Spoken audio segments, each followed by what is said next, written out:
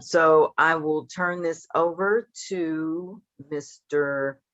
Damon Gardner. He is our political action chairperson. The Political Action Committee has put together tonight's candidate forum.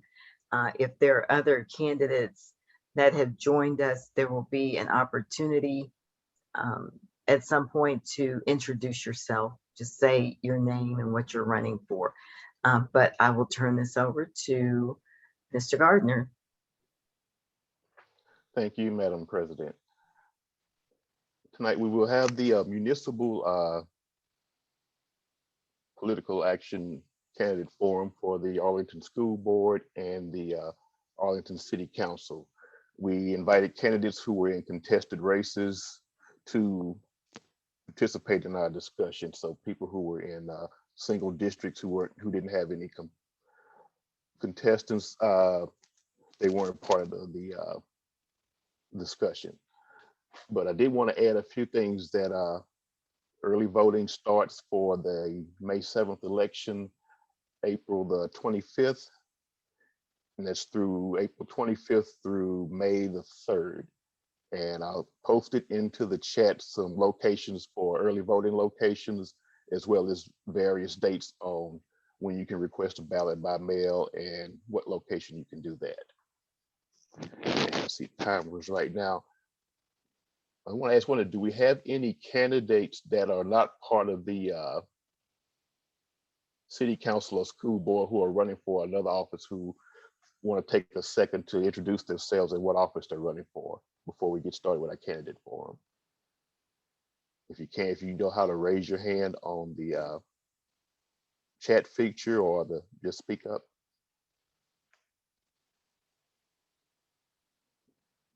Any candidates running for any office? I'm not seeing any hands up. Okay. Well, with that, I will go ahead and introduce our forum moderator for this evening, which will be Dr. Jason Shelton, the Associate Professor of Sociology and Director of the Center for African American Studies at UTA. And he also serves as the chair for the Arlington Unity Council. So without further ado, I will turn our forum over to the hands of our moderator, Dr. Shelton. Thank you very much, Damon. I hope everybody's doing okay tonight. Can you hear me? Can everybody hear me? All right, wonderful, wonderful. Again, thank you all for coming out. It is always an honor to be a part of this. Elisa, it's always an honor that you all ask me to do this. And as long as I'm breathing, I'll do it, okay? It's always fun. So thank you very much. It's an honor. So let me lay down a few rules and regulations for how we're gonna proceed tonight. Each candidate will have up to 2 minutes for opening remarks. And we will proceed alphabetically. We will begin tonight with the school board discussion for candidates who are running for Arlington ISD School Board. And then we will move into the discussions for City Council. I will read questions and each candidate will have either 1 minute or 2 minutes, depending on the question, depending on the question. There's no particular speaking order for the candidates, especially after those opening remarks. And each candidate does not have to answer each question. Feel free to answer. We can use the raise your hand feature, or we can jump in. A lot of times I can just read your body language and see that somebody's ready to go. So, but we can go with either or. It's fine with me. We also are going to allow folks to we want the community to get involved. So good brother Maurice Washington is going to be monitoring the chat. And every now and again, I will ask brother Maurice, hey, is there a question there? So please, we would like to get community involvement. Feel free to type questions in the chat from the very beginning. But I do have a set of written questions that you all should already be aware of, that I do have some.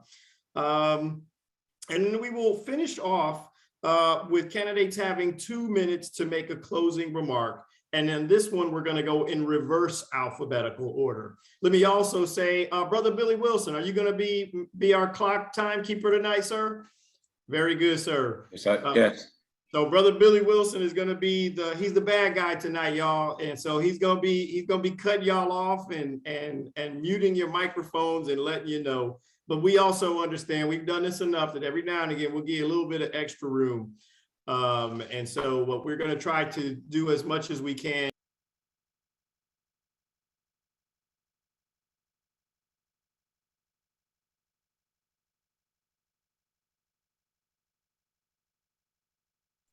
Uh-oh. What happened to Dr. Shelton? The bad guy got him.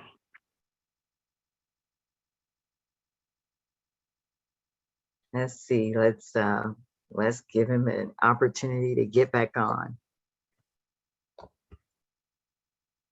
So anyway, while Dr. Shelton's coming back, I see, let's see. Are there He's coming any, back. He's coming are back. there any candidates running for anything other than Arlington School Board and Arlington City Council on the call that want to introduce themselves? Wait. So this should. Ms. Burks, Ms. Burke? can't Ms. hear Burke, you if where you you're going? talking. Hi, I'm sorry. I was having technical difficulties. Hi, I'm Tiffany Burks. Yes, I'm here. I am the Democratic candidate for the office of Tarrant County District Attorney. I bring with me 24 years of experience, and I am ready to get to work. So I will be out in the community, meeting with as many people as I can, talking with as many people as I can. I guess you all know this is a very important and a very critical race for our county. Both of the Republican candidates have some pretty extreme views when it comes to a lot of issues, from transgender children to, banning books, burning books in schools. And so we need a DA that's focused on those things that are really important to our community. And so I'm going to be out and about. Thank you for the opportunity to speak. My website is tiffanyburksforda.com. Thank you. Thank you, Ms. Burks. I'm back, Elisa. I don't know what happened. You probably did what I almost did when it said it was live streaming. Do you want to Yeah, continue? I that was almost it. clicked off too. Yeah, almost hit that the was wrong it. thing. Sorry about that. But it seems like we've got, I'm looking at chat, we've got 2 school board candidates that are having trouble getting on the call. So since we're doing school board first, let's try to help them get in here. And that won't be me trying to help them get in. So that's going to be Maurice or Damon or whoever does our Zoom. If it's okay, we can also start with city council as well. I'm how prepared, whichever way you want to go. If it takes, if you would like to go that way as well. So I want to ask William, who put Right. that in the chat, do you know what? That's what thank you. Can you Yeah. share the link with them, or do you know what it is that they're having Yeah. trouble? I'll try to help him out. I thought I saw David Wilbanks made it on, and I'll reach out to Justin. Yes, I just made it on. Great. Okay. Hey, David. So that's David. And let's see about We need Justin. Justin. Yeah. Okay, Okay, I see it. Justin's Here he in- is. He's entering now. Okay. Okay. Yeah, we got it. Now I see another candidate. Ms. Williams, if you would introduce yourself briefly and the position you're seeking. Great, thank you so much. Thank you for inviting. Hello, good evening to everyone. My name is Jika Williams, and I am your Democratic nominee for Justice of the Peace Precinct 2, which is North Arlington, South HEB, Pantego, Lake Arlington, and just a bit of North Grand Prairie up there in the Tarrant County section. So I look forward to a great campaign and your support as we continue. Thank you. Thank you.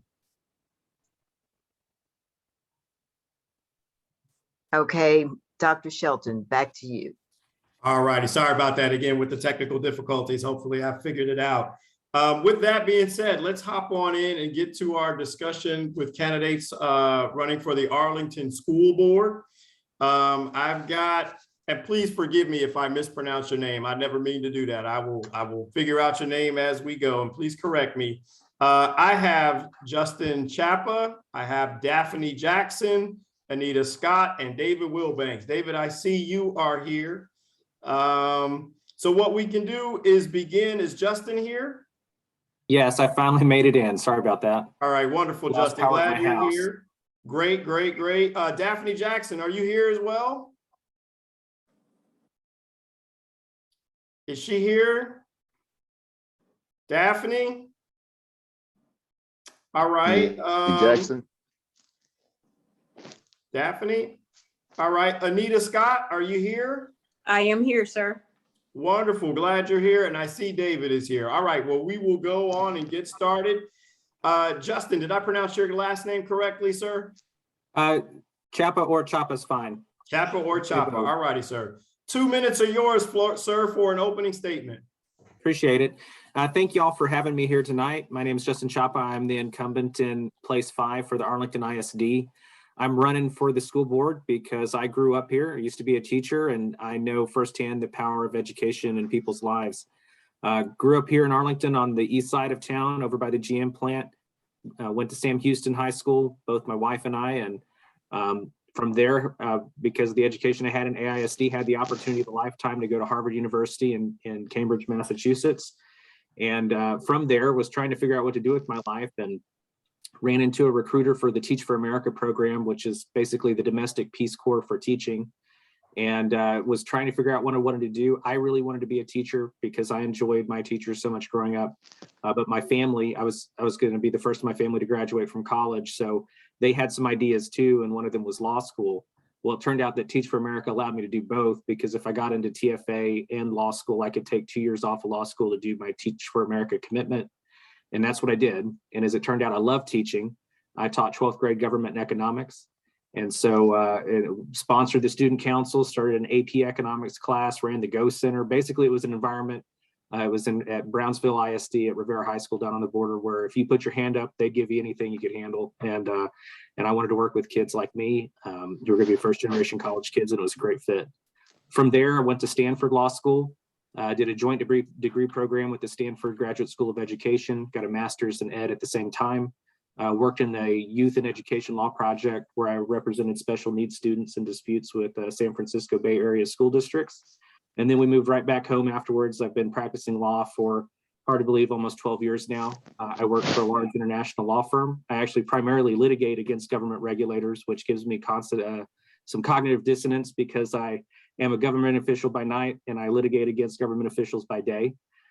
So that gives me a little bit of cognitive dissonance, but it also gives me appreciation for the limitations in power of government.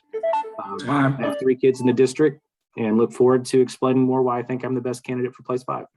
Thank you very much, Justin, for your opening remarks there. Now I'm going to hand the floor to Daphne Jackson. Are you here, Daphne? Daphne? All right, we'll see if she comes by later. I'm going to hand the floor to Anita Scott. The floor is yours for 2 minutes for an opening, Anita. Thank you, sir. Good evening, all. Good evening, NAACP. Very honored and humbled to be here, a part of this virtual forum. So I grew up in Oak Cliff, Dallas, but as my friends say, I made my way very quickly to Arlington. So I've been a resident of Arlington for a few years now. I heard Justin and I've heard his introduction, and every time I hear it, I think, man, we have a lot of similarities. So I grew up, I was homeschooled. My parents homeschooled all 8 kids, K through 12. And then I made my introduction into public schools through Title IX, very disenfranchised, economically disadvantaged communities. And so I've been at that place of education for the last 10 years. And I made my introduction into education by teaching middle school, and they're my favorite. So I taught middle school reading for a few years, and I found that my students were daily moaning and groaning when they had to leave my classroom. Oh, Miss Scott, do we have to go? Did the bell have to ring? Can we stay? And at first my ego was very boosted, very high. And then I began realizing, well, it's a disservice if they just want to stay in my classroom and not matriculate to the other classrooms. I just felt like something was wrong. So then I became 8th grade department chair because I thought perhaps I can sort of duplicate some of the cultural values and trends and the education that's happening in my classroom and pass that on to my other peers and my colleagues. And so I became 8th grade team lead in order to impact not just my classroom, but the entire 8th grade hallway. And we saw success with that happen. And when I say success, I don't just mean like soft skills and we were all friends and felt like family. I mean, the data was being impacted. You muted yourself, Anita. Oh, it's okay. It said the host muted me, so I thought my time was over. Oh, you got 5, 4, 3. We'll give you 10 more seconds if you can wrap it up right quick. Absolutely. So I just decided to not just become an 8th grade team lead, but an administrator. And from there, I've decided to run for school board so I can impact a district, a community. Wonderful, Anita. Thank you for your opening there. David Wilbanks, I'm going to give you 2 minutes, sir. The floor is yours, David. Thank you. And I'm also honored to be here tonight and proud to have you guys hosting a forum of something as important as this. But I am the incumbent for place 4. I was elected in 2019, but I've served the district for over 10 years prior to that, advocating for things like a comprehensive GT program, which my son was lacking services as a GT identified student. And now we have that program because of the efforts that I put forth on a number of citizen committees for the district over the years. I've also advocated things like a change in reliant on just homeowners and their property taxes to fund public education. As chair of the Financial Futures Committee for the district before I was on the board, I lobbied the legislature, and in 2019 they came out and provided a mechanism to provide more equitable funding between the state and property owners to fund public education, but more can be done. I've advocated for programs of choice across this district. One of the reasons I got involved is I saw all the great programs and opportunities other districts were providing their students, and I wanted the same opportunity for my students, my kids and students across the district. We now have great programs of choice across the district, and that allow students to explore their dreams and turn their dreams into reality. One of the things we've pushed for, and I've pushed for over the years, is things like comprehensive universal pre-K, which we as a board just voted on recently and is now becoming a reality in this district. We need now more than ever strong experience and leadership skills to take this district and handle the challenges ahead of you. So I'd humbly ask for your vote. Thank you very much for your opening there, David. I'm going to give Daphne Jackson one more shot. I know she's on a phone. Daphne, you must be calling in. Are you able to give us an opening, Daphne? All right. I saw Daphne earlier, but I am not seeing her now. You're not seeing her now? Okay. No. All right, well, we'll move forward, ladies and gentlemen. And if Daphne comes along, then we'll include her in the discussion. So with that, let's hop in. Everybody will have 2 minutes for this opening question. That'll grant everybody a little bit more time since Daphne's not here.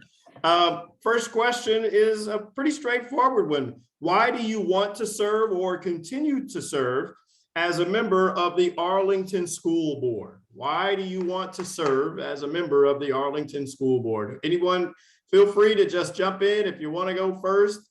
I see Justin has unmuted himself. Justin, you got it. I saw you first. Okay. Well, I covered this a little bit in my opening statement, but you know, I grew up here, and I grew up in an environment where, you know, right or wrong, you grow up on the east side of town, and you grow up feeling like you grew up on the wrong side of the tracks, and you have a little bit of a chip on your shoulder, and you also feel like if you just look at any census data over the last 30 or 40 years, you can see that divide right down Cooper Street. And one of the things that I take very seriously, and that is really a privilege for me, is we're all elected at large. We represent the entire district from Lake Arlington to almost the Dallas County line, west to east. And that's a very diverse district. And we are supposed to represent the interest of all those kids. And our average student geographically, if you mapped them, they live at the intersection of New York Avenue and Pioneer Parkway, which is right in the heart of the neighborhood that I grew up.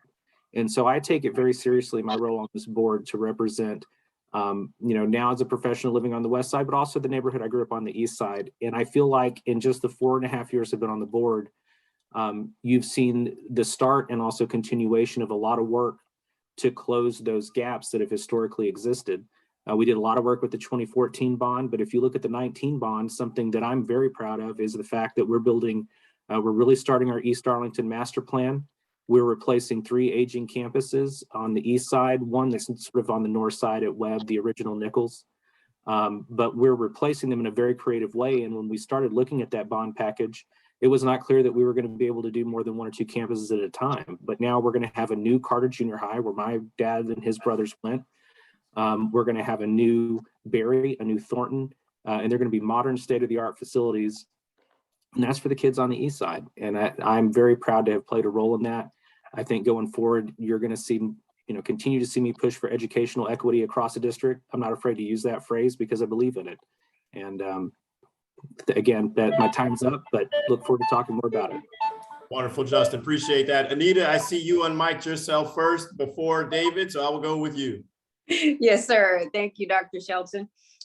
So one of the reasons I want to serve the Arlington community, as Justin said, at large, is because I think the pandemic highlighted to the world the gaps in education. But when you're in education, we already knew there was gaps in education. The pandemic didn't show us that. We knew that way before the pandemic came.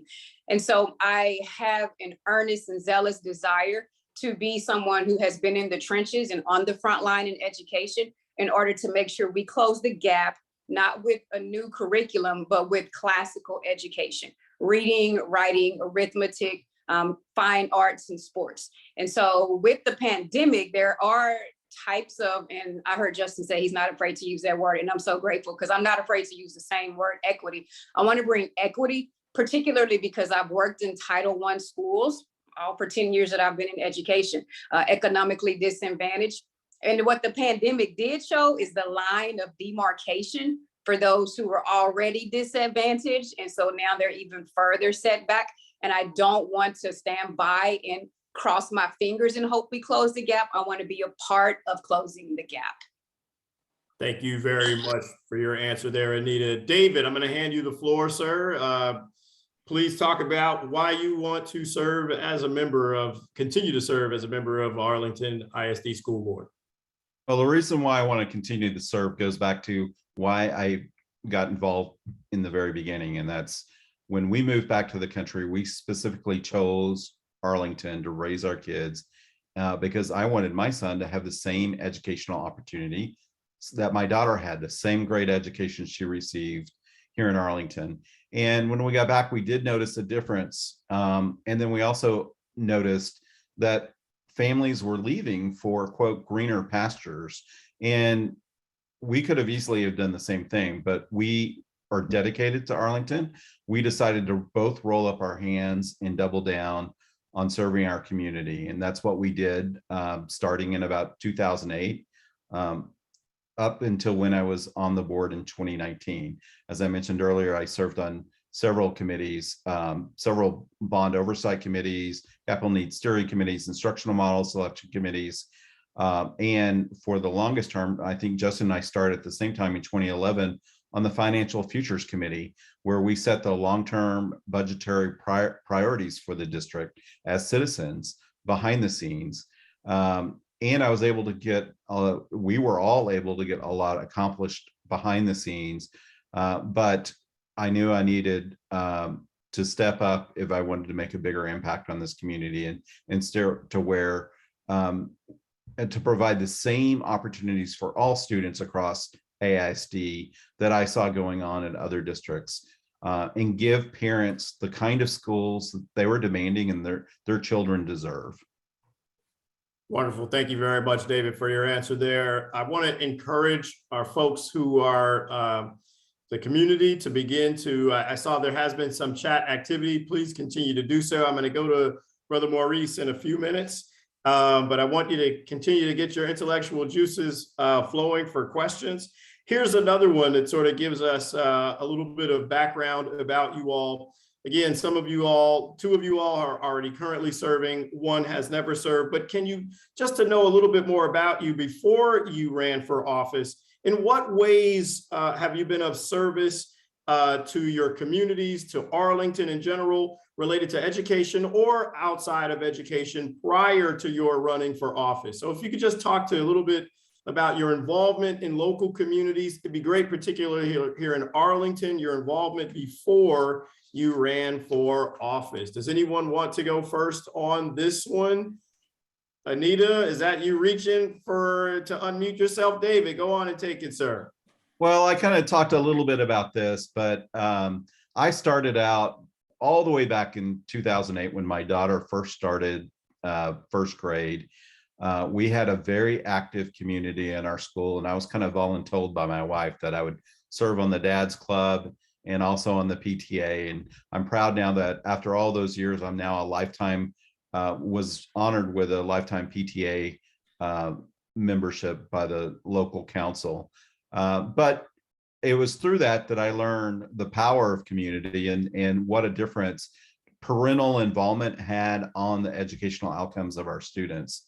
And that's something I think all students in Arlington deserve, not just the Butlers and the Dittos and the Duns elementary schools of Arlington, but all students.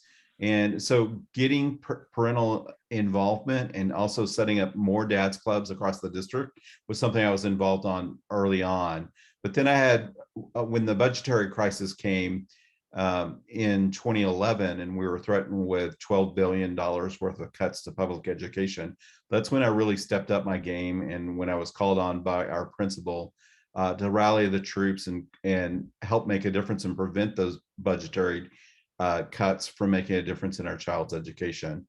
And then, as I mentioned, serving on the committees, you know, my goal has always been so that every child in Arlington can explore their dreams, find out what their passions are, and turn those passions into reality.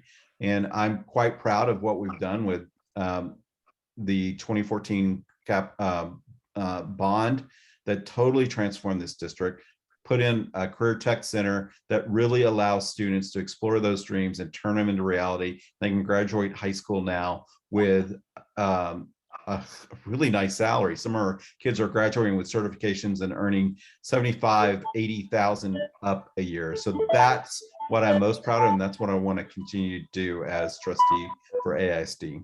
Thank you very much, David. Anita, I see you are unmuted. I'm going to hand you the floor for 2 minutes. Yes, sir. Thank you so much. I love what I just heard Mr. David Wilbanks say when he said, help our kids explore dreams and turn those dreams into reality. So grateful that he said that, because that is my goal with serving on school board. Because I am running as a first-time candidate, my resume history obviously is not as extensive as, you know, Mr. Justin and Mr. David. My goal in serving on the school board is to help our kids gain a resume, and is to help our kids, like David said, turn their dreams into reality. So I'm so very grateful to have the opportunity. That's why I'm grateful to be on this NAACP forum, because my desire is to help our economically disadvantaged children know that that's not their title. That's just where they're from, but that is not their future. And so I want to be that buffer that says, I know this is who you've been, but this is not where you're going. And I want to be a pivotal part of that intervention. Wonderful. Thank you very much. Justin, would you like to answer this question, sir? Sure. Very good. The floor is yours. Thank you. So moved back to Arlington in 2010 after bouncing around the country to go to college, teaching and law and grad school. It was always a plan. But as soon as we moved back, I wanted to get involved in education. I never really left education after the classroom, and just so happened to be on Facebook one day and saw a post about a citizens committee in the AISD called the Financial Futures Committee. And at the time I was working at the federal court system. And so one of the few things we could do is actually serve on citizen oversight committees as a political, anything remotely political was not allowed, but was able to do that, served with Mr. Wilbanks, ended up doing 5 terms on the Financial Futures Committee. I think I did 3 or 4 terms on the Bond Oversight Committee for the 09 bond and 1 year as chair. I was on the Capital Needs Steering Committee that put together the 2014 bond package. And in addition to my work with the district, I served on the boards of Leadership Arlington. I helped run and then ran the Youth Leadership Arlington program for 3 years, which was a lot of fun because I was in Youth Leadership Arlington as a student growing up here. I was on the board of the, what was at the time, the Public Library Foundation. It's since gone through a name change. Currently, and have since 2016, been on the board of United Way of Tarrant County. I focused my involvement on education-related nonprofits and poverty mitigation efforts. Also served on, before I was on the board, on the AISD Education Foundation, which give grants to teachers in the district. And I had to roll off of that once I joined the board. Beyond that, my best friend from Sam Houston and I, Eric Salas, who's a professor at Tarrant County College Southeast, and Mr. Wilson knows this, we started a scholarship back in 2006 to give scholarships to kids graduating from Sam Houston High School. And this will be the 16th year of the program. And we've given away about $40,000. It's not a tax deductible thing. We just set aside money each year and then give out as much as we can to deserving Sam kids at the end of the year. So try to stay really plugged in and involved with this community. Wonderful, sir. Thank you very much. All right, ladies and gentlemen, we're about halfway through our discussion now. Brother Maurice, I'm letting you know after this question, I'm going to come to you, sir, for a question or two that you see in the chat. But for right now, we're going to turn up the heat a little bit in a debate here. As you all know, our nation, the hot button topic of critical race theory has gotten a lot of people's attention over the last few months. And so with that, what is your understanding of critical race theory? And how might or might not this theory inform your decision-making should you become or continue to remain a member of the Arlington School Board? So this is a 2-part question. What is your understanding of the theory? And how might it impact your decision-making if you are to continue to serve or serve for the first time on the Arlington School Board? Anyone want to take the first shot at this one? Anita, the floor is yours. And then Justin, I'll go with you, sir. 2 minutes. Oh, thank you, sir. What is my understanding of critical race theory? My understanding of it is, 1, it is a theory. Number 2, I am not in agreement with the theory because the theory purports, or the theory's narrative is, that America was founded on the tenets of racism in lieu of America has had a love affair with racism. America was founded because a group of people wanted to escape England. And so obviously I don't have to go through the history of that, but America was founded because there were a group of people who wanted to escape England for freedom. So America was founded with the idea of freedom in mind. That's not to negate the fact that America had a love affair with racism, but I don't believe in the proponent, or I don't believe in the explanation that there are 2 groups of people, oppressed and oppressor. And I believe critical race theory, all it does is reverse racism, and it makes another group the oppressed and another group the oppressor. So running for school board of education, I will not support, I will not back critical race theory. I do believe in the history of America and how America was founded, but I will not put my hand or rubber stamp behind the narrative of critical race theory. Thank you very much for your answer there. Justin, I thought you might have unmuted yourself a minute ago. Sir, Sure. The floor is yours. Okay, thank you. So this is a question that I actually enjoy discussing because as hot button new issue as it is, I've actually looked into, I've spoken as a lawyer in my view on, the SB3, the so-called, anti-critical race theory bill that the Texas legislature passed. And I think I would start by asking anyone who wants to talk about CRT, well, what do you mean is CRT? And I think it means a lot of different things to a lot of different people. And I think Ms. Scott did a really good job explaining the academic theory behind that. But as I've talked to people, that's not really what they're concerned about. And most folks acknowledge that American history has a lot of warts in it. And some more people are even interested in having us teach that history, warts and all. But I think what people are really concerned about is this idea that you might make someone of any race uncomfortable inherently by virtue of their race. And so if you look at things like SB3, what it actually prohibits is things that are probably already prohibited by anti-discrimination law. You know, I think as school board members, we would want to know whether any student in any classroom anywhere was being made to feel lesser, inferior or superior by virtue of their race, whatever it is. And so that's something that's always going to be problematic. If what people are actually opposed to is us teaching actual history and the consequences of that history, then we're going to have to respectfully disagree. You know, we do serve in an educational capacity here.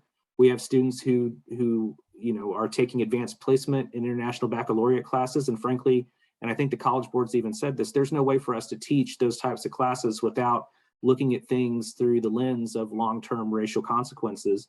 And in fact, the TEACs, which are the standards for the state, and even SB3 requires us to teach the history of the Civil Rights Act, the 14th Amendment, housing discrimination. And there's no way you can talk about those subjects even in a high school classroom without talking about the long-term consequences of things like redlining and denying folks access to the GI Bill, for example. And so I support accurate history, and we're going to continue to do that in AISD as long as I have any say in it. Thank you very much for your answer there, sir. David Wilbanks, the floor is yours, sir. I see you've unmuted. Do you want to address this issue, sir? Yes, sir. The floor is yours for 2 minutes. Thanks, Dr. Shelton.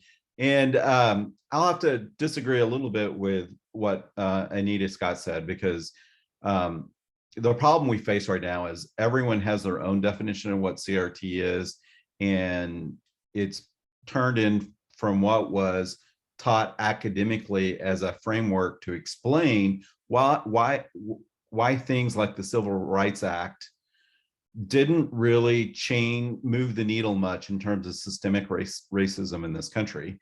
To now it's morphed into a lot of boogeyman issues, like are teachers indoctrinating our kids into Marxism? Are they teaching, as Mr. Chapa said, that some races are made to feel inferior to other races? And very real fears that Ms. Scott did bring up that shouldn't be taught in school. Like, I thought she was very eloquent in talking about how, the oppressor can be the oppressor.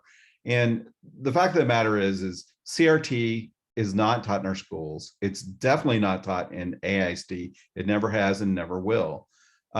Even what people are on the TV now purporting to be CRT.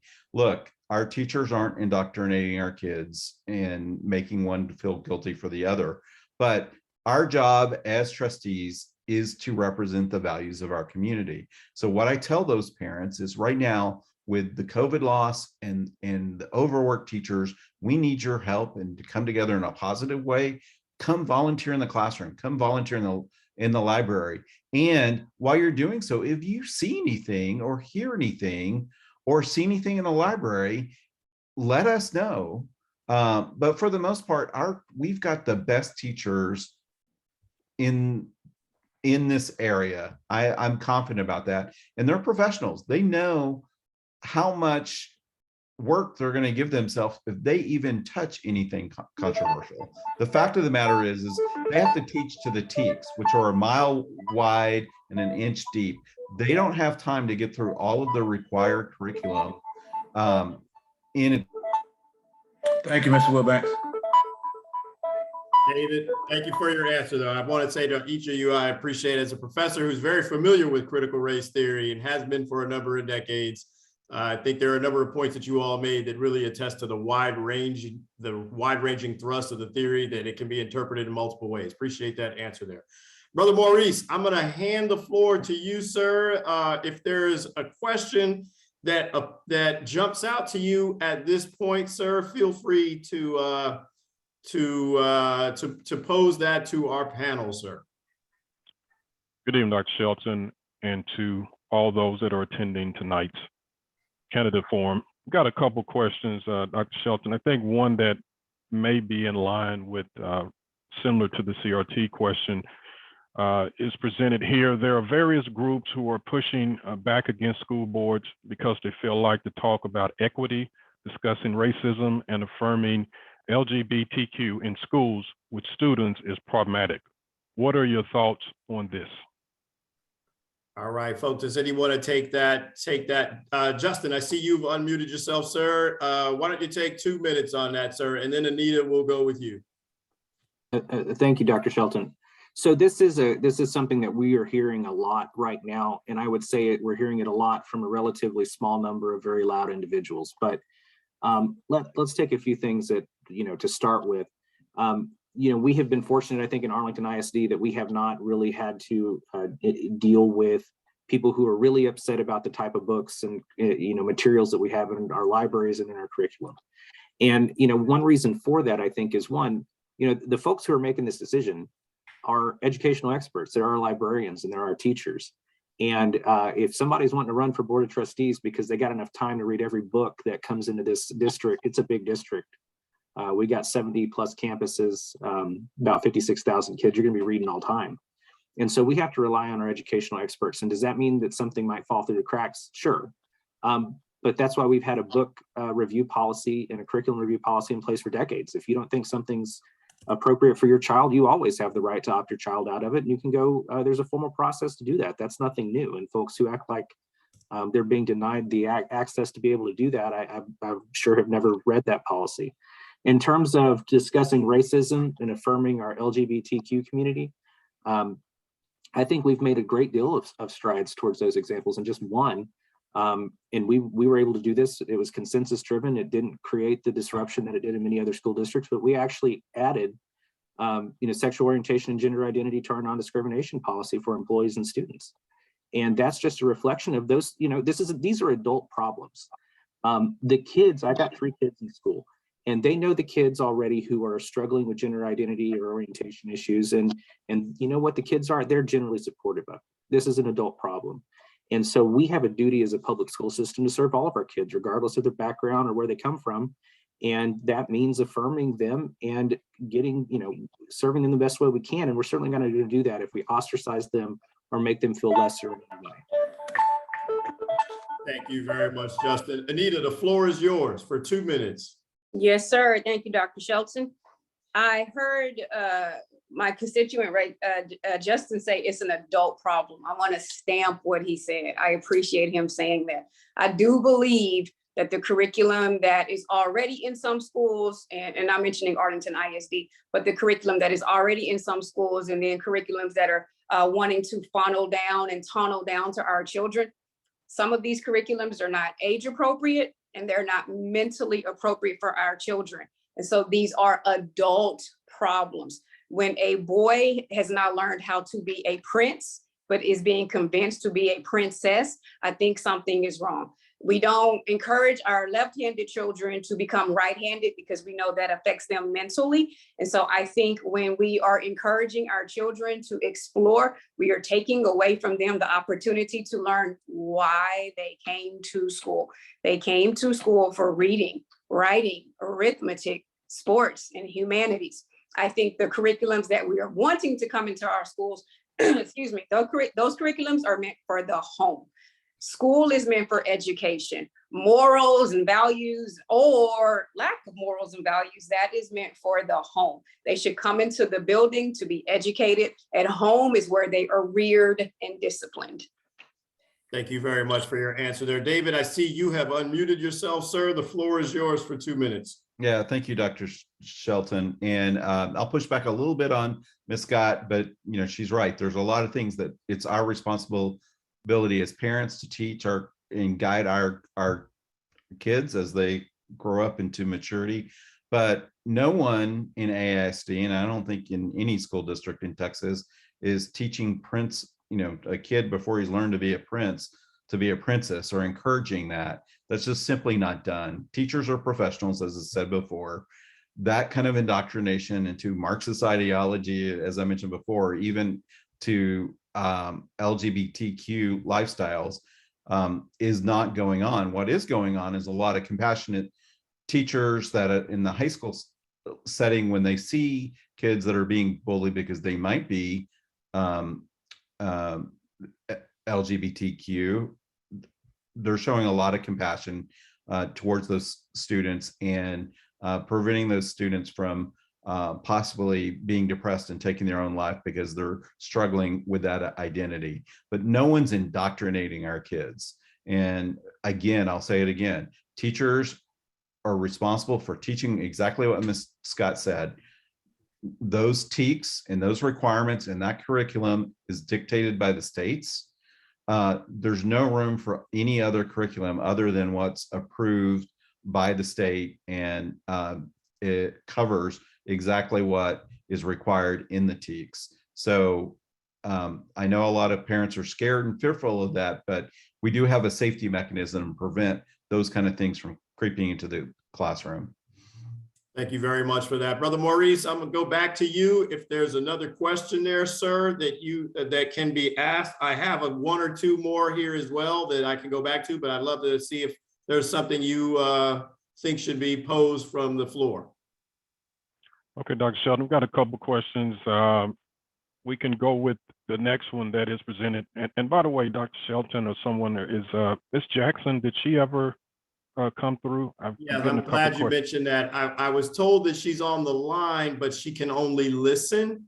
So what I've offered her the opportunity to do is, Daphne, if you want to type a message, maybe you can send it to Damon, or you can type it in the chat and someone can read it for you. But I'm told you're here, but you cannot participate by speaking through. Anyway, sir, the floor is back to you. Okay, the next question here that I have, and this will be, I guess, specifically for the two gentlemen who are the incumbents, and maybe Ms. Burke can opine as well. There has been a lot of discussion on social media about RJ Construction not being paid. They're accusing the incumbents of being behind this. Can you address this issue? David, I see you're unmiked first, but I don't know if you just never unmuted. You never went back to muting yourself. Justin, David, does either one of you want to take the stab at this first? Justin, if you want to go first, I'll let you. Okay, sure. So I'm happy to talk about this. So where to start? So the Board of Trustees does not generally involve itself in vendor disputes, which occasionally arise between school districts anywhere in Texas and the contractors that they use. We are currently implementing 1.6. Well, we finished the 14 bond, which is $663 million. And there's a result of that. We had one significant vendor dispute, which Mr. Robert Jordan misrepresents as us non-paying Balfour Beatty Construction. What happened there was we did pay Balfour Beatty Construction. There were some issues about cost overruns, liquidated damages for going beyond the scheduled times, and some issues with things that had to be worked on over and over, and also some undocumented expenses, which was the result of us hiring an independent third party to come in and audit our biggest 2014 bond projects, which saved taxpayers millions of dollars. So yes, that took years to resolve, but Balfour Beatty was paid, and ultimately that case never even went to litigation. As it pertains to RJ Construction has not previously been a vendor in this district, and he was hired specifically to dry, not fully remediate or do any other repairs at Sam Houston High School. Now, that was a crisis situation, and what Mr. Jordan is pointing to as the quote unquote, what he calls the contract between the district and the district, is really him sending a cost estimate sheet to the district that said he would dry 450,000 square feet, which is essentially the entire square footage of the campus at Sam Houston, at $2.50 a square foot plus expenses. And if you look at those expenses, they're all nice round 5 or 6, 5-digit numbers that end in triple or quadruple zeros because they're estimates. So we would never pay Mr. Jordan for, say, spending $30,000 on propane unless he could document it. As it turned out, only 191,000 square feet of Sam Houston had flood damage that needed dry. And Mr. Jordan's position has been that he's owed $1.24 million because he sent us an invoice. And as fiduciaries to taxpayers, I support the district's position that we can't pay somebody $1.24 million for doing 40% of the job that they said that they were going to do. And so it's unfortunate Mr. Jordan has sued us, but what he's asking for is for us to take the unprecedented step of overriding the administration, waiving our standard documentation and verification policies that every other winter storm contractor went through, just for him because he's Mr. Jordan. And I'm not willing to do that, and I support the district's position in this. David, do you want an opportunity to weigh in on this, David? Absolutely. And Justin's right. Mr. Jordan sent us a bill for $1.2 million for just drying out a small portion, up to between 30 and 40% of the school, not the 450,000 square feet that his estimate listed. And it was at a rate that was significantly higher than the market rate. Our vendors, as required by our insurance company, and because, federal disaster relief funds and state funds are all audited. And so we have to have strict documentation requirements of all vendors. And Mr. Jordan was no different. He's refused to turn over a lick of documentation to justify his invoice. What we do have is video camera evidence and a lot of work by our insurance adjuster to actually quantify how much work he did and what it was worth. They came to the conclusion it was worth a little over $179,000. And yet Mr. Jordan sent us a bill for $1.2 million. Now, this is a gentleman that has been friends with the district, a great guy, given back to the community, donated tons of money to Arlington High, to booster clubs, has even donated a lot of money to some of my colleague on the board, their political campaigns. Now, how would it look if we made an exception for Mr. Jordan and said, you know what, all these documentations that we require of all the other vendors, which they provided, and they got paid within the 30 days or whatever, whatever the timeline of their invoice, they were all paid. There were five total vendors at Sam Houston alone. All four outside of Mr. Jordan got paid in a timely fashion.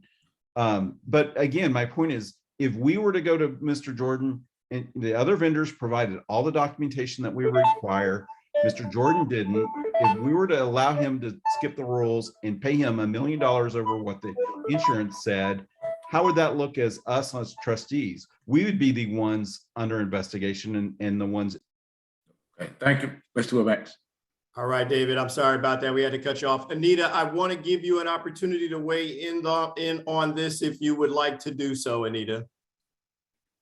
I think I would just be literally echoing David and Justin. Okay.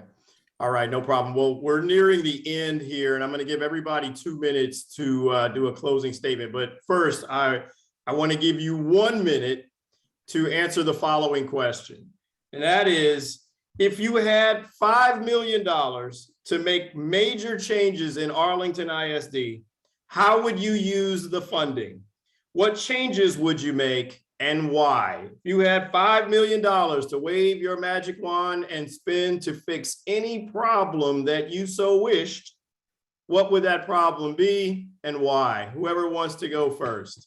Anita, you've unmuted yourself first. Go on, 1 minute. Yes, sir. 1 minute. I would take that $5 million and waive it and create family programs in the school. In the school, the students are with us. Some schools 7:30 to 4:30, some schools 8 to 4:30. And so we have the children for the majority of the day. And sometimes we even have them longer for after school activities and sports and extracurricular activities. And so we've become the nucleus of the family. I would love to wave my wand and create programs for families on campus so that they return to being families and they return to being parents and moms and dads, and in some cases, obviously grandparents. But I want to help families return to being the nucleus of the home and not vice versa. Wonderful. David, I see you have unmuted yourself, sir. Go on. The floor is yours for 1 minute. Thank you. And Anita, that was a great answer, because that's what we need. We need to get families involved in their kids' education. But I do want to point out, unfortunately, in a district this large with an operating budget of over $570 million, $5 million isn't going to go too far. But I do want to point out one community partnership that is helping address and close the gaps with students of color in our neighborhood. And that is the Boys and Girls Club of Greater Tarrant County, who took, I think, about $5 million. Justin will have to correct me. And at Peach Elementary, they built a building connected to Peach when it was being built, and they provide after-school services with tutoring, with dinner for all the students that are eligible there at Peach. They just go out one door and without going outside, go into the Boys and Girls Club. They've got dinner, they've got games, but more important, they have tutors that help them with their homework and help mentor them. And that's the kind of community partnerships we need more of.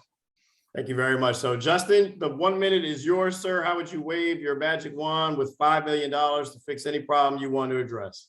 Sure. So I would put that $5 million, as Mr. Wilbank said, it would be a little less than 1% of our budget, but it actually, we have discovered, would go a long way in terms of supporting the sustainability of our new universal pre-K4 program. So we want to do that for a long time, but it took several things falling into place at the state level to get the state to finally commit to full day pre-K for those eligible to get it for free. And then it also took the 2019 bond package to give us some facilities money to make those pre-K classrooms happen. And we're going to use some ESSER funds to do that. That's how we're doing pre-K4. And what we discovered is that while the startup costs of doing that are probably going to be in the neighborhood of $15 to $18 million, the ongoing costs are going to be in the neighborhood of $5 to $6 million. And so $5 million to help the sustainability of that program. The benefits of pre-K4, pre-K in general, are well documented. And in a community like this, where 75% of our kids come from socioeconomically disadvantaged backgrounds, that's the biggest bang we can get for our buck. And that's where our money needs to go, so our kids can start kindergarten at parity with more affluent peers. Wonderful. Thank you very much. Well, ladies and gentlemen, I want to thank you all for your time this evening. We have pretty much reached the closing statement portion of our discussion. This time we're going to go in reverse alphabetical order. That means, David, you will have 2 minutes, sir. Then Anita. Daphne, if you've typed anything in the chat, we can read it for you as a statement to let folk know you're here. And then Justin, you will round us out, sir, with the final 2 minutes. So David, sir, the 2 minutes are yours for a closing argument. Thank you, Dr. Shelton. And again, thank you to the NAACP for having us here. This has been a great forum. I do want to say that, with what we've gone through over the last 2 years with a seismic disruption in public education, and here in Arlington, it's been no different than anywhere else. It's been significant, the learning loss and also the emotional loss. And it's going to take the community to come together, and it's going to have to take strong, experienced leaders to help navigate us through these waters to get these kids back where they need to be and prevent this short-term loss from becoming a generational loss. No challenge has ever been greater for this district, and we need experienced leadership now more than ever. And I want to encourage everyone, please, if you can volunteer, if you can sub, come and help do that. We want you. We want to help train parents to come and be a part of it. But again, I humbly ask for your vote, because we need that strong, experienced leadership and know how to meet the challenges that we're going to be facing ahead. So thank you. Wonderful, sir. Thank you very much. Who was next? Was it you, Anita? I think Justin is saying yes. It is your turn, Anita. I'm sorry. Okay. Yes. No, it's okay. I wanted to be sure too. So I do want to thank the NAACP, Dr. Sheldon, thank you. And I just want to thank everyone for joining and asking significant, pertinent, timely questions. I am excited about running for School Board of Education, excited about being a trustee for Arlington ISD, namely because I recognize that it is time for an educator who has been in the trenches, similar to when I was speaking earlier about Justin and I have similar backgrounds in Title I schools and schools where anything would go unless someone said enough is enough. So I'm excited about serving in our community because I want to bring the experience that I've had for 10 plus years in education, serving in the trenches and seeing how to be a buffer for our teachers when there are initiatives that are funneled down and then it's unattainable, or when there are strategic plans that are funneled down to our classroom, but it's unattainable. And so we know that teachers, not just in Arlington ISD, but all over the country, are leaving education. And not to go to another ISD, but because Amazon is paying better with better benefits and Target and things like that. And so I'm wanting to come and wrap my arms around and rally around our teachers, our students, protect them from any radical curriculums that might be trying to infiltrate into our classrooms. And I just want to be someone who's a voice and an advocate for all of our stakeholders. So I'm excited about this forum, very excited. Always, like I tell Justin and David every time, very excited to sit along them and learn as much as I do. So just want to thank again the NAACP for this awesome opportunity to speak. Wonderful. Thank you very much, Anita, for that. I have not been able to monitor the chat, Brother Maurice. Did Daphne Jackson type anything in there that we should read? No, Elisa, No. I No, see you. no, let's move on. Let's keep it moving. All right. So Justin, you get to end this discussion, sir. 2 minutes are yours to end on a message that however you would like to, sir. Okay. Thank you for the opportunity to be here. Like everybody else said, greatly appreciate the NAACP and representing the interests in the community that they do, and always a voice of communicating concerns to us that we should take into account. I think in my race, what you're seeing for anyone who pays attention to school board politics across the US, I think that's all 5 of you. If anyone who's paid attention over the last few years, you've noticed how heated school board politics have become in this country, really driven by special interests who are not normally interested in school boards, but who are very interested in bringing the culture wars to our classrooms. And I can't think of something that would be much worse for our students than to make our classrooms battlegrounds and make our teachers and students soldiers in a war to address societal issues rather than educate our students. Our students are depending on us. Our students come from underprivileged backgrounds by and large, and education is going to be the difference maker in their lives. And if we spend our time fighting over red meat political issues that are more appropriate for Austin and Washington, DC, the biggest losers are going to be, one, our community, but also our students and kids. And I don't think that this is negative at all, but that's exactly what my opponent in this race wants to do.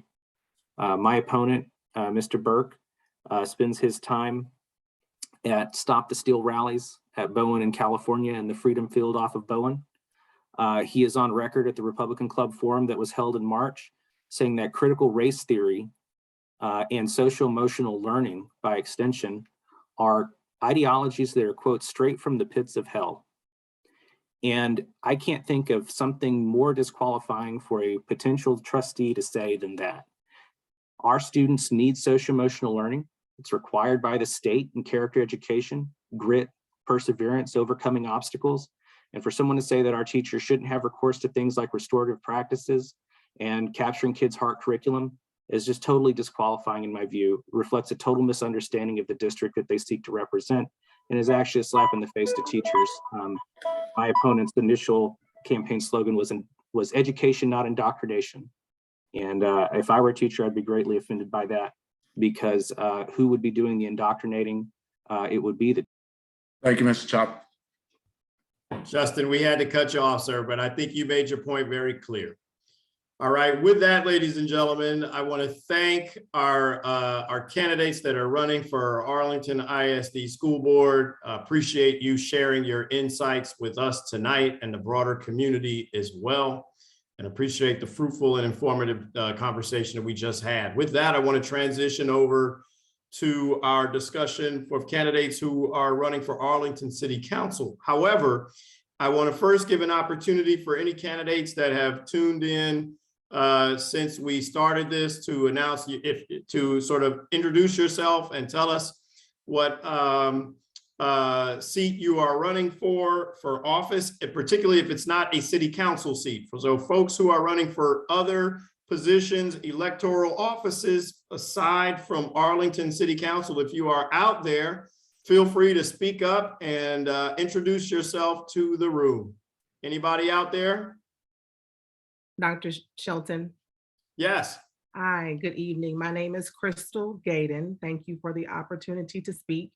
I am the Democratic nominee for the 324th District Court. That is a family law court in Tarrant County. It is a Tarrant County-wide seat. I am a family law attorney. I've been practicing now for the last 12 years in Tarrant County. I would love to have all of your support. Again, this is a county-wide seat, so if you do reside in Arlington, you can cast a vote in my race. I will be on your November ballot. If you would like additional information about me and my race, my website is www.crystalforjudge.com. That's CRYSTAL for judge.com. And I'm on all social media platforms at Crystal for Judge. Again, thank you for the opportunity. Everyone have a good evening. Thank you, Crystal, for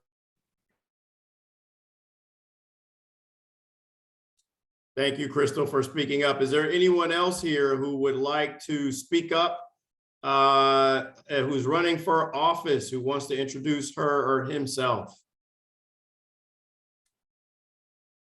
No. All right, sounds good. So with that, let's move into our second discussion for the evening.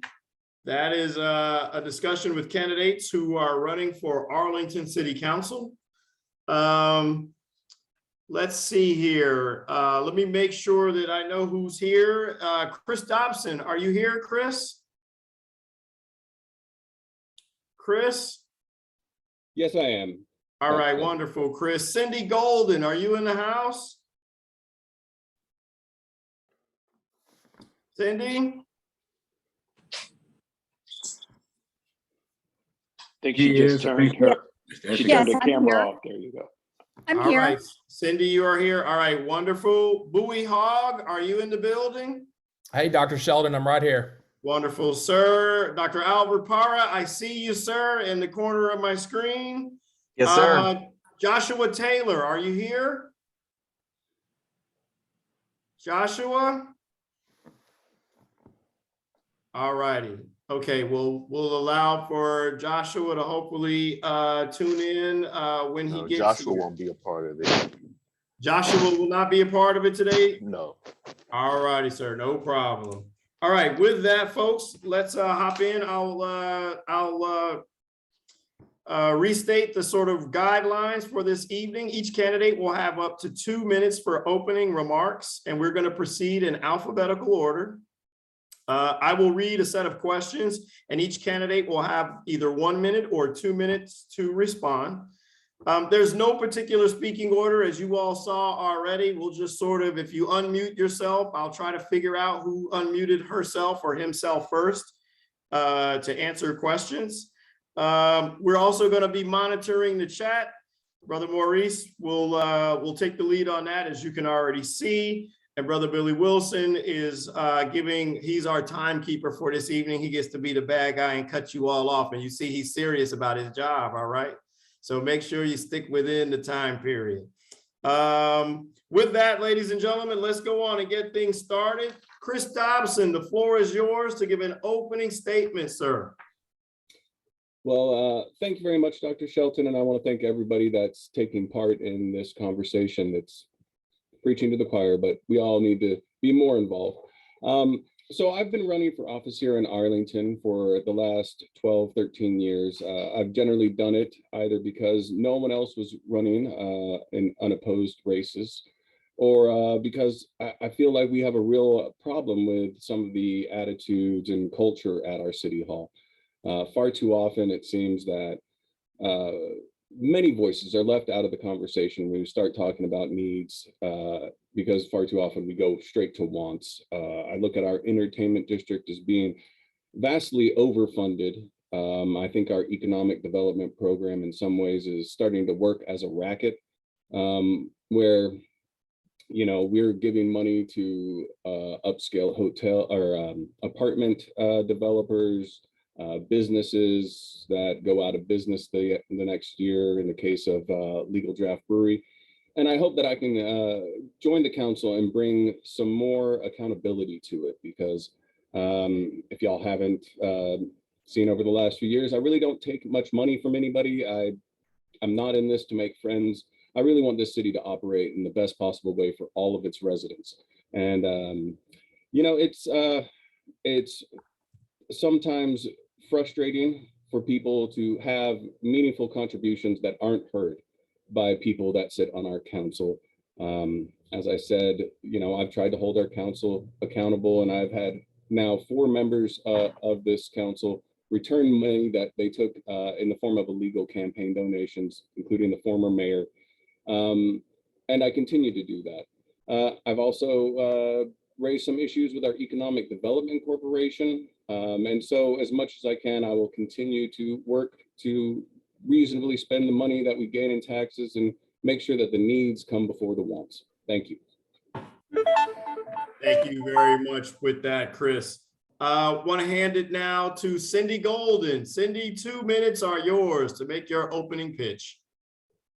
Thank you so much.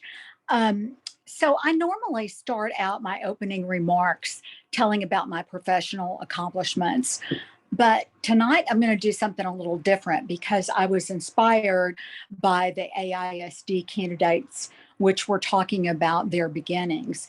I too am the first college graduate from my family. I was a single mom when I was 18 years old, and I learned through hard work and education and opportunity and luck that you can make something of yourself. And I feel that to whom much is given, much is required. So I have a servant heart. I'm a nurse. I'm an advanced practice nurse. My specialty is anesthesia. I've worked in nonprofit hospitals, mostly John Peter Smith and Methodist, where I'm currently the manager of a large department. I participate in the budget, allocation of resources, and in clinical practice, of course, using my critical thinking skills in taking patients literally to the brink of death and bringing them back. So it's a very responsible job, one that I enjoy, but one that I'm willing to give up completely to serve on city council. Arlington is a wonderful city. It's growing rapidly, and we're facing all the challenges that accompany that growth. We are no longer the sleepy little college town of 40,000 people. We're almost 400,000. And with that comes challenges with density, planning, education, economic development, workforce, so many things that we must deal with on a consistent basis. So, like many of you, I've volunteered in the community. I volunteered for 10 years at Martin High School. I've served very gladly as the chair of the subcommittee on health and wellness, ad hoc unity. I've been on the Community Relations Commission and the Permanent Unity Council. So I've seen a lot of the city, a lot of different aspects of the city. And I want to address the needs that we have. I want to continue the growth that we have. And I really do want Arlington to be the city that it can be. I think we can get there. It's not going to be easy, but working together is the answer. It's not commerce against citizens. It should be citizens and commerce working together to make our city better and where everyone will have equal opportunity. Yes. Thank you, Cindy. We got to keep it moving. Appreciate it. Didn't want to cut you off, but I'm not sure why mine would work. thank you very much. Yeah, Billy, you gave her a little grace on that one, Billy. I was trying to find her. I couldn't find her. All right. All right, Bowie Hogg, the floor is yours, sir, for 2 minutes. Yeah, thank you, Dr. Sheldon. And don't worry, Billy, I changed my screen layout so that I can see your timer being up there. So I'll try and adhere. And so first off, thank you to the NAACP and all the folks that are on this call, many faces that I've worked with and seen over many years. My name is Bowie Hogg. I am born and raised here in Arlington. I'm a fifth generation Texan, a third generation Arlingtonian, I guess is how we officially say it. You know, I'm the son of two public school teachers. My dad taught at Diamond Hill Jarvis High School on the north side of Fort Worth for 27 years, and my mom taught at Shackelford Junior High. And so I went to college like many people, went to Texas A&M University, and then I knew I wanted to move back to Arlington and stay here and establish myself here. I've had the privilege and honor to serve in numerous places within this town, from Leadership Arlington to finding out what it takes to get involved in Arlington, to then serving on that board, to Theater Arlington, to the Junior League of Arlington Advisory Board, to serving on the Chamber Board of Directors, the Downtown Arlington Management Corp, to volunteering at almost all of our high schools and helping out and assisting that. But the biggest privilege I've had is the last 13 years is serving as a school board member.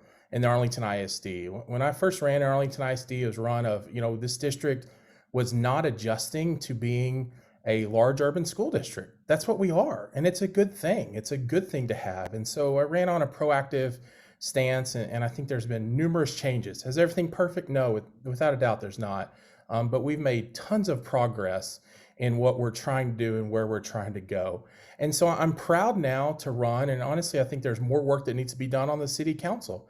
You've heard some of my colleagues, and we've served. And as my term comes up and ends for school board, I know it's the time to how do we help and how do we assist? And listen, governing is hard. Governing is hard work. And now we have term limits where you're serving 6 years and understanding. And I see some few people on the council that are making decisions because 1 or 2 people are mad and they're not doing what's good for the majority of Arlington. And that's where I'm focused on. And that's why I'm asking to serve and serve on the Arlington City Council. Right on time for Billy. I saw the clock. I knew what he was doing. I got you, Billy. I got you. Thank you. I appreciate it.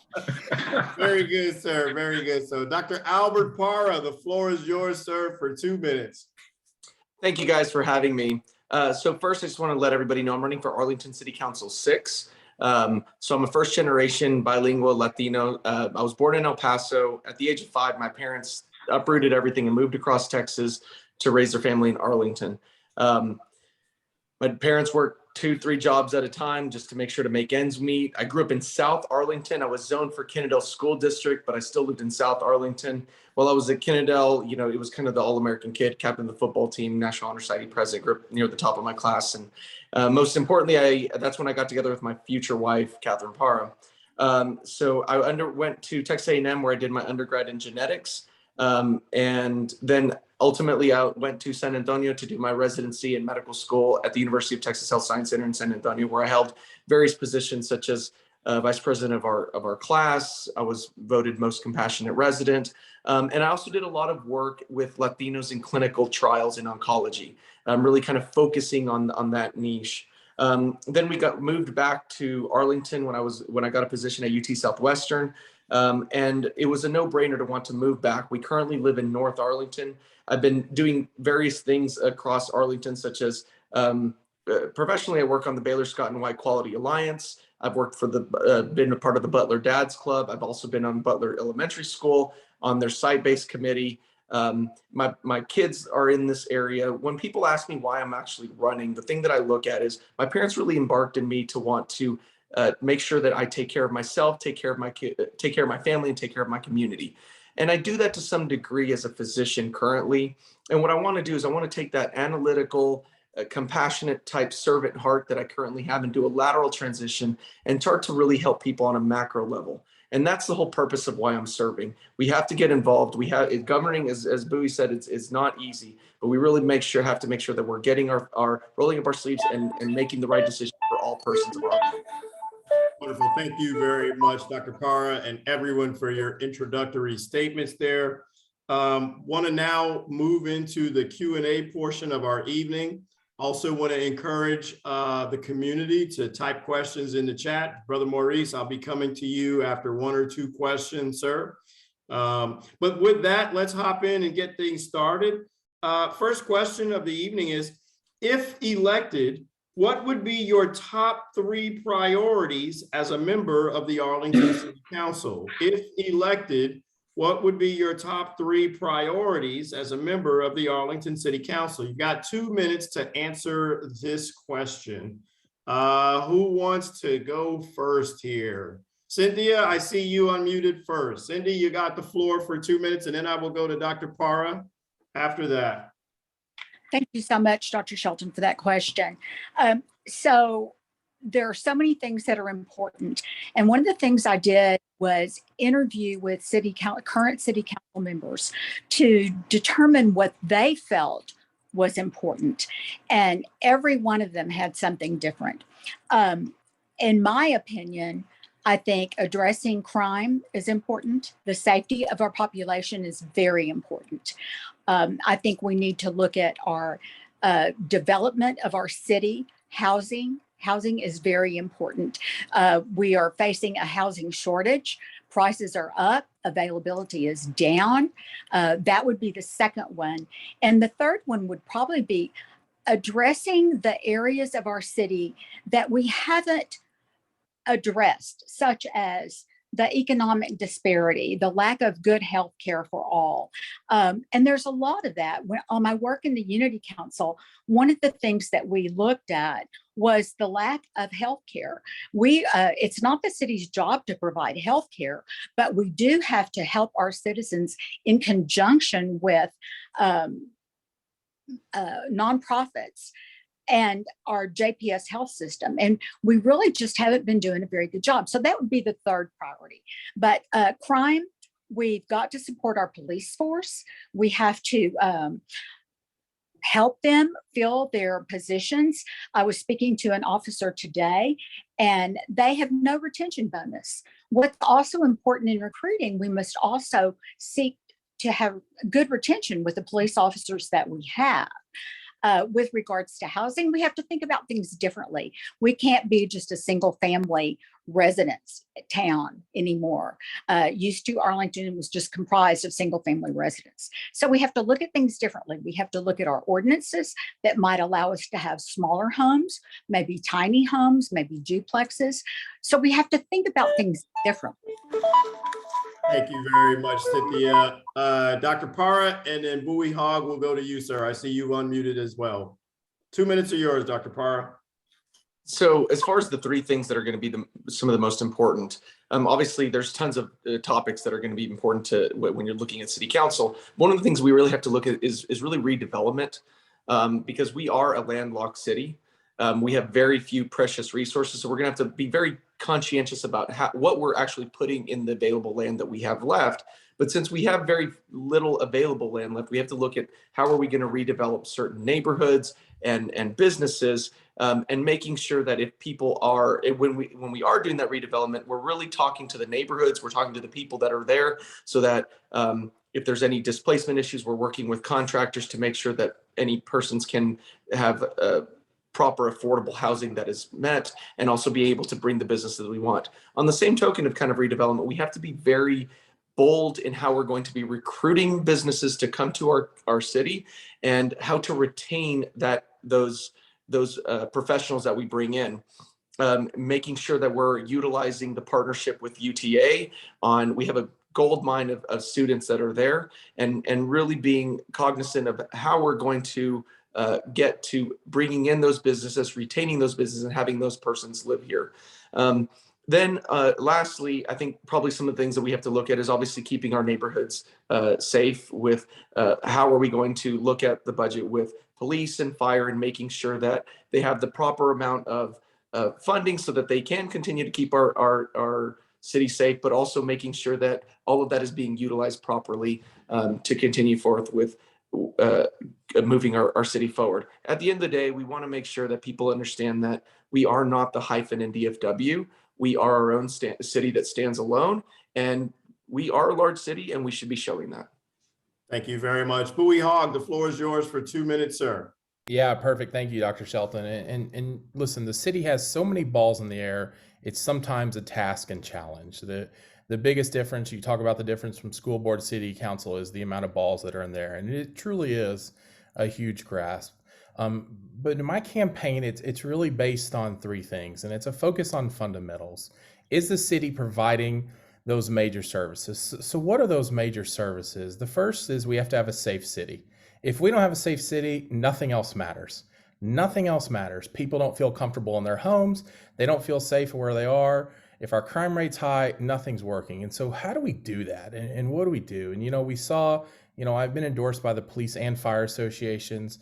This is the first time ever we didn't fill our police class from that side. We're also losing about 4 officers per month to other departments. What does that come from?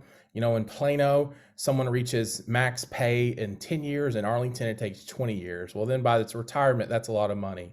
If you look at our fire department, you start talking about recruitment and diversity from that perspective. In the last fire class, I think there was 1 African-American, 3 Hispanics, and all the rest Caucasians. So what needs to happen on that? And the fire departments said this, and they know this. They need dedicated recruiters go into the police, the fire department, go into underutilized organizations and under targeted groups to really target it. We did that in the school district. We took those targets and said, how are we going to HBCUs and helping people understand? Because firefighters a lot of times are generational there. And so if you're not targeting, going after, you're finding those. So you have to make it safe. The second piece you have to have, and I got to go fast now, I'm looking at Billy's clock, but it's neighborhood integrity. Are we protecting our current neighborhoods that we've built? We have places like North Arlington and 360 Corridor where they're overbuilt, they're at capacity, and they're facing infrastructure problems. And are we providing those services that we're needing? The last piece we have, and I'm sure we'll get into a little bit later, is redevelopment. We've got this EDC, and there's categories of how this EDC is going to be utilized. Are we making sure those pieces are being brought forward together and the right mix is being brought to be able to help Arlington? Because it does pay for normal city services that we're required to provide as a council. Thank you very much, sir. Chris Dobson, you've got the last 2 minutes here, sir. Hey, thank you very much. So, you know, I think as the other candidates have mentioned, we do have a number of different issues, but I think we can drill back to one simple solution. We need more citizen engagement. Our elections generally run at between 8 and 10% of the population. I think there's a widespread belief amongst our residents that their voices don't count, their votes don't matter. I've heard it over and over again as I've run. So we need to change that as a basic fundamental principle. I think we need to really incentivize voting and participation in ways for residents and meaningfully so.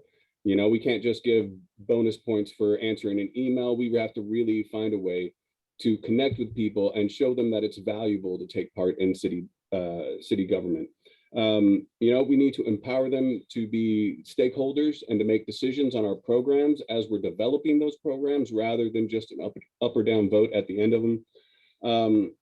The second thing we really need to do is prevent gentrification in our city. As these rental prices go up, people are going to be forced out of our city.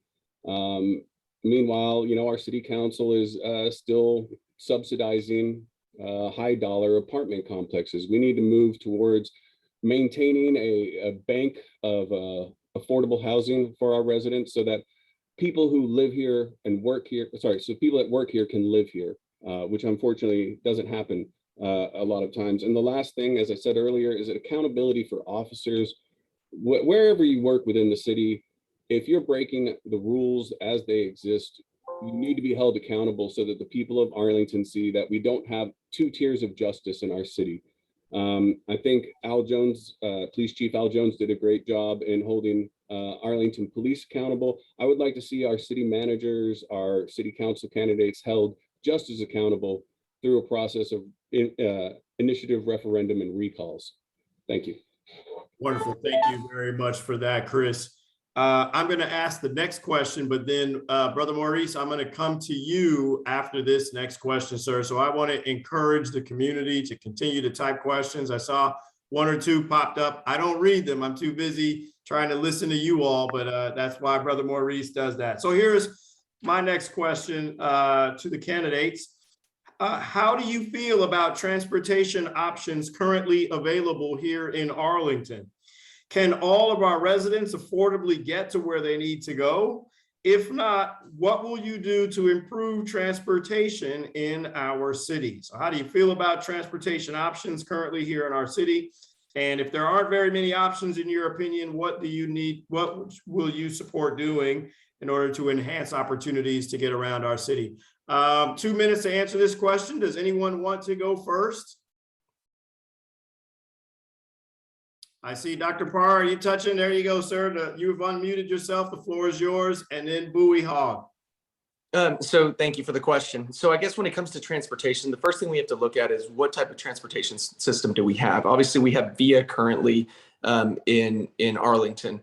When the city went back and they actually looked at a study to kind of show, so one of the things I will tell you, I'm a data guy, very analytical, so you have to show the data to show why we should be doing something. So the city went back and said, what would incorporation of a public transportation like mass transit bus system cost the city overall? And it would cost us about $30,000 versus VIA being about $10,000. And we would actually be at a deficit because we wouldn't be able to fully keep that full. And that's what the study showed. It showed that we weren't really at the population density to have a functional bus system currently at this time. Over the course of the past couple of years, we've seen that actually Grand Prairie and Mansfield have actually looked to want to expand the VIA system.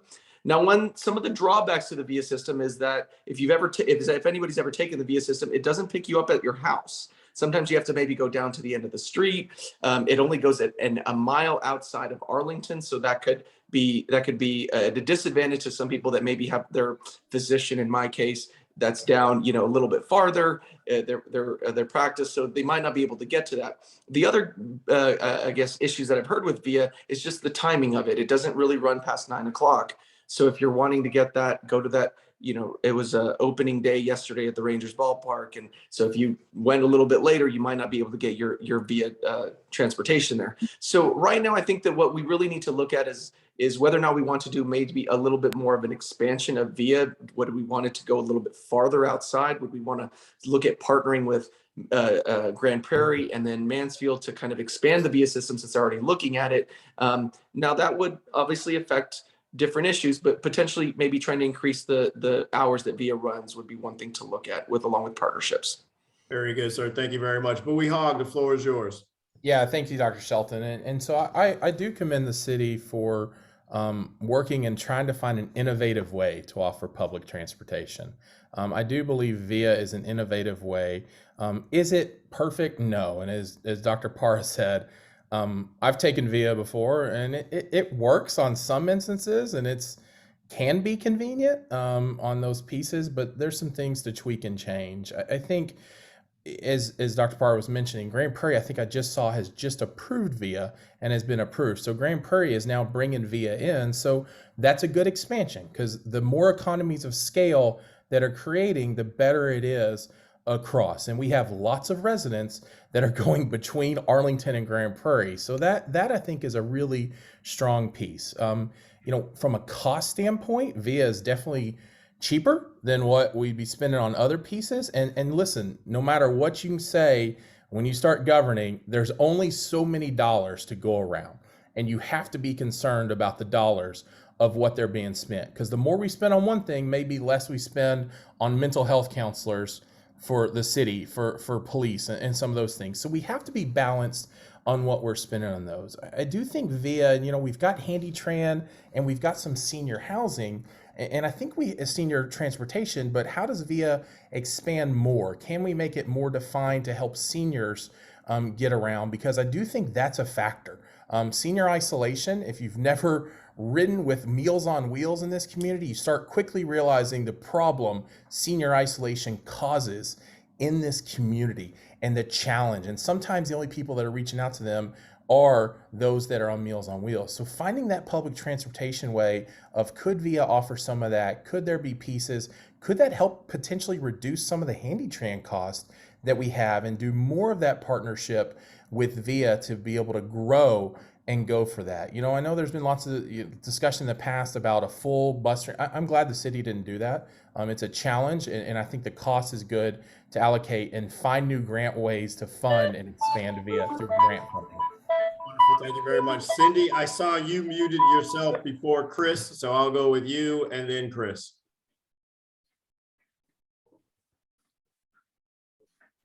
Cindy, you're muted still. Hello. We got you. We hear you. Okay.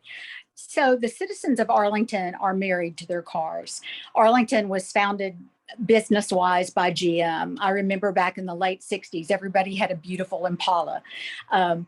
Citizens have voted down public transportation in the form of buses 3 times. VIA is a part of the solution. One thing I would suggest is that the city also look at other services. STAR does the same thing. So we need to look at the contracts and make sure that we're getting the best money bid for the services provided.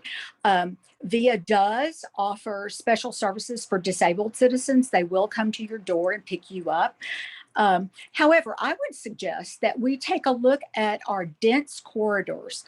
What about establishing some sort of corridor transportation, Cooper Street would be a great one, or from the Tarrant County College to UTA.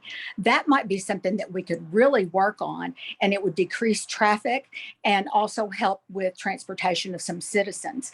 We also need to think about, what about the walkability of our city? You know, that adds to the livability. And if people can walk to where they're going, then they may not necessarily need a car or transportation. So it's multifaceted to deal with transportation in our city because we've been so married to our cars. But looking to the future, we have the inner loop or the hyperloop connection.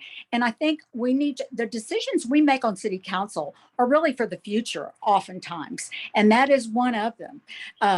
We won't see it. We probably won't even get to see it reach its realization, but that's for the future. And I can tell you, I'm the candidate for the future.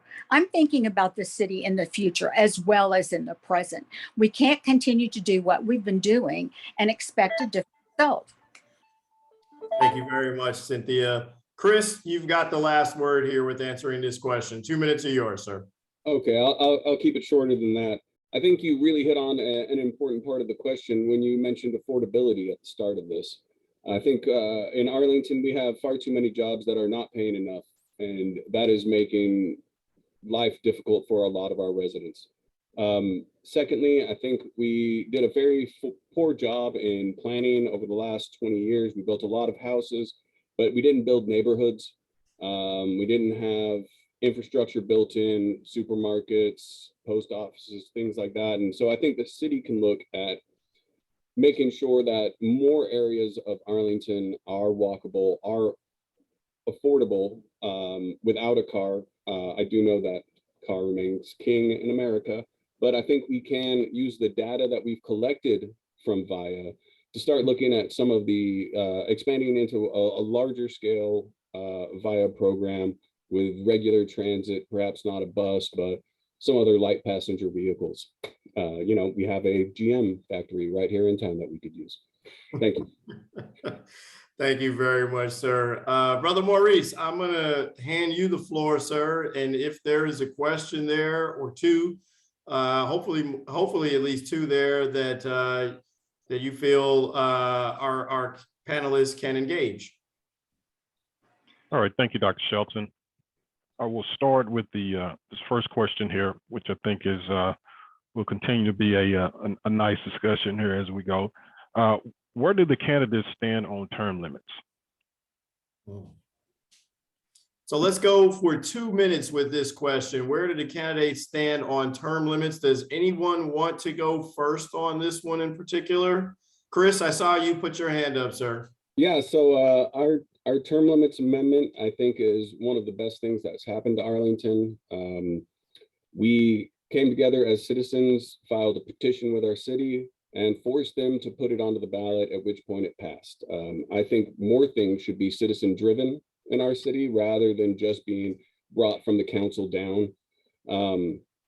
I look at it as being an important step in Arlington in getting people that had become far too comfortable in office and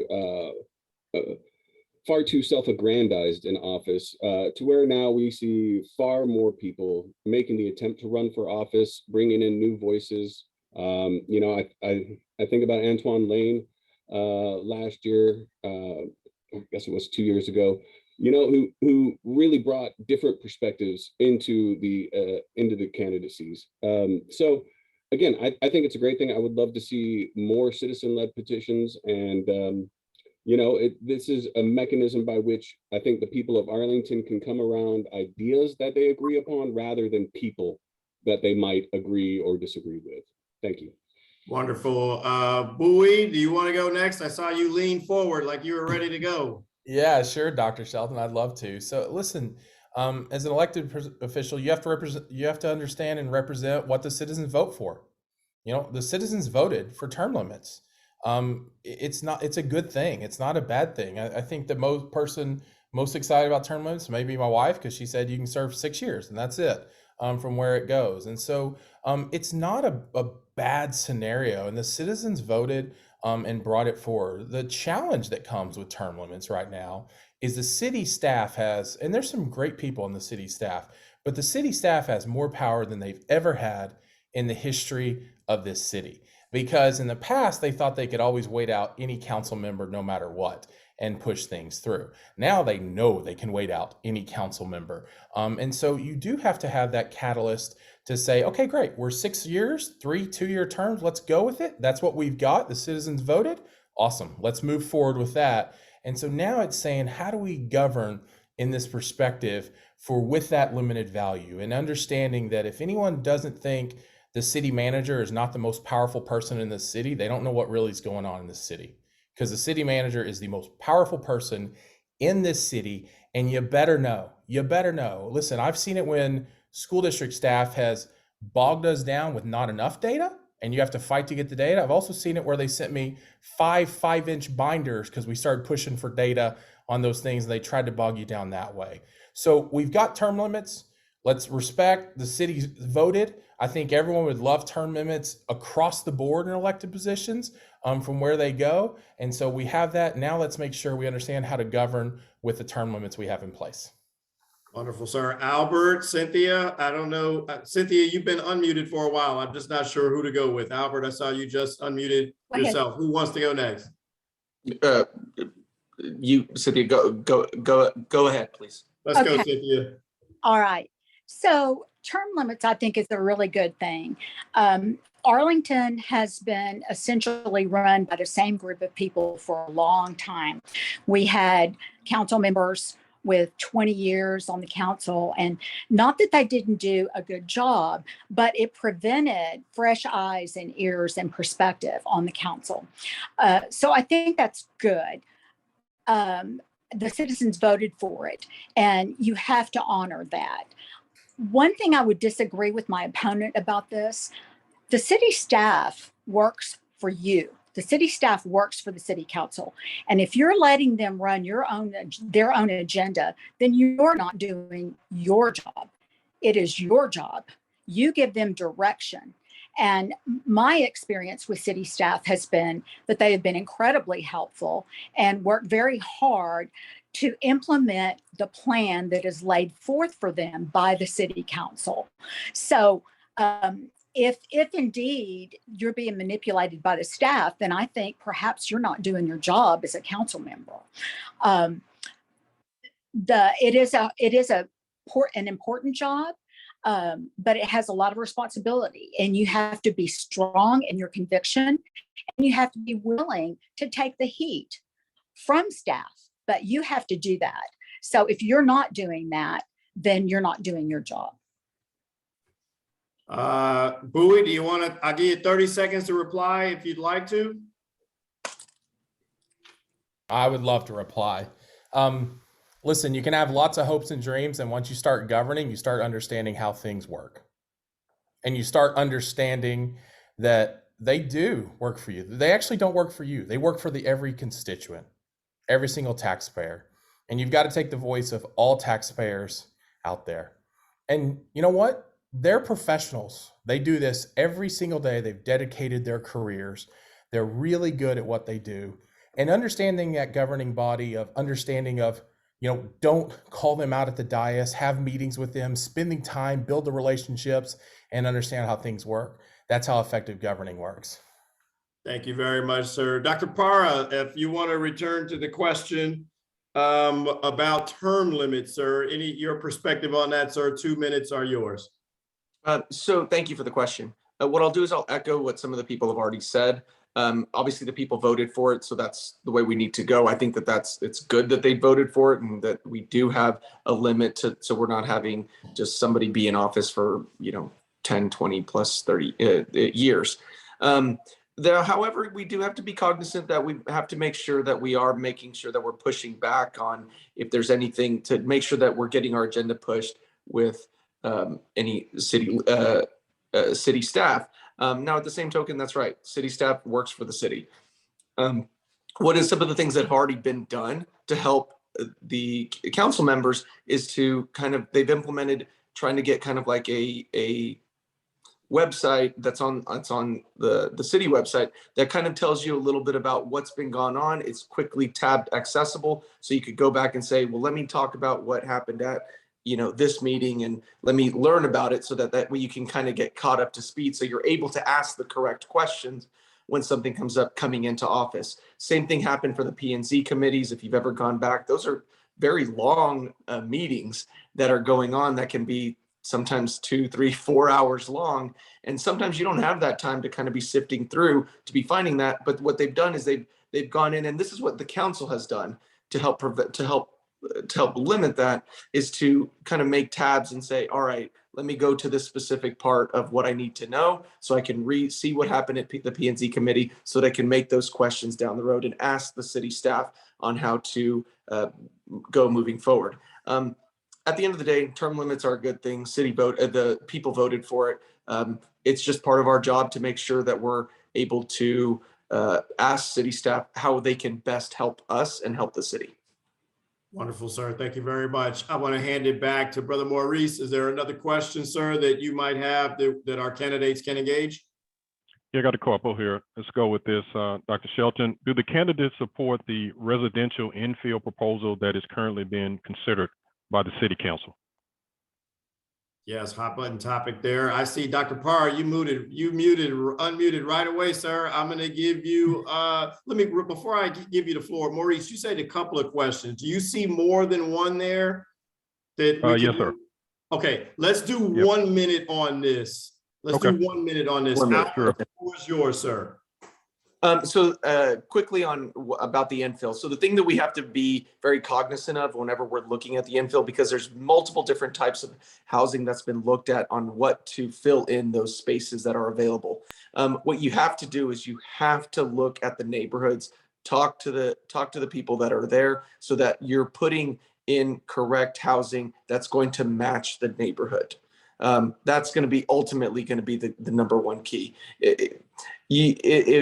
And what I kind of get at is, you don't want to have a quadplex in the middle of a single family unit home neighborhood that might look a little bit funny, but if it's positioned in the correct place, then it makes sense. So you just have to be very careful. You got to talk to the neighbors. You got to get in with at the neighborhood level and make sure that whatever housing that you're going to be putting in there is making sense. It's not just a blanket statement saying, yes, I agree with this. You have to look at each individual neighborhood.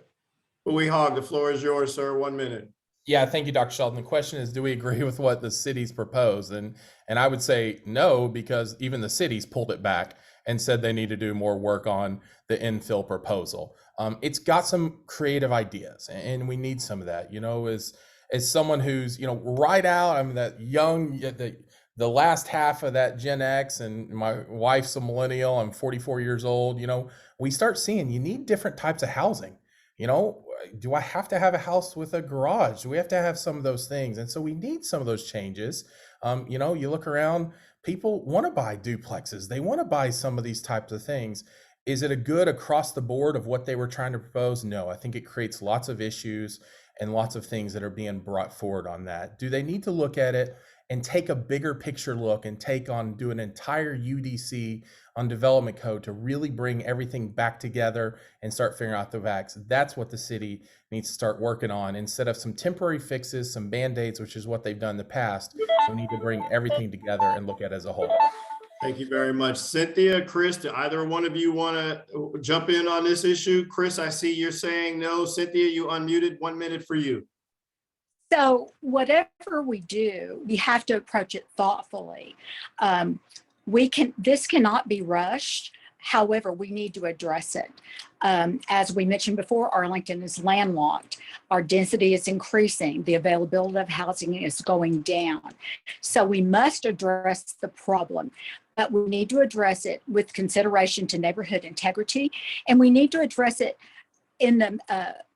with direction to who we might displace if we redevelop. We do need to look at our UDC, our Unified Development Code. It hasn't been addressed in a long time, and the city has changed a lot. So that would be an important first step before we make any big decisions about infill development.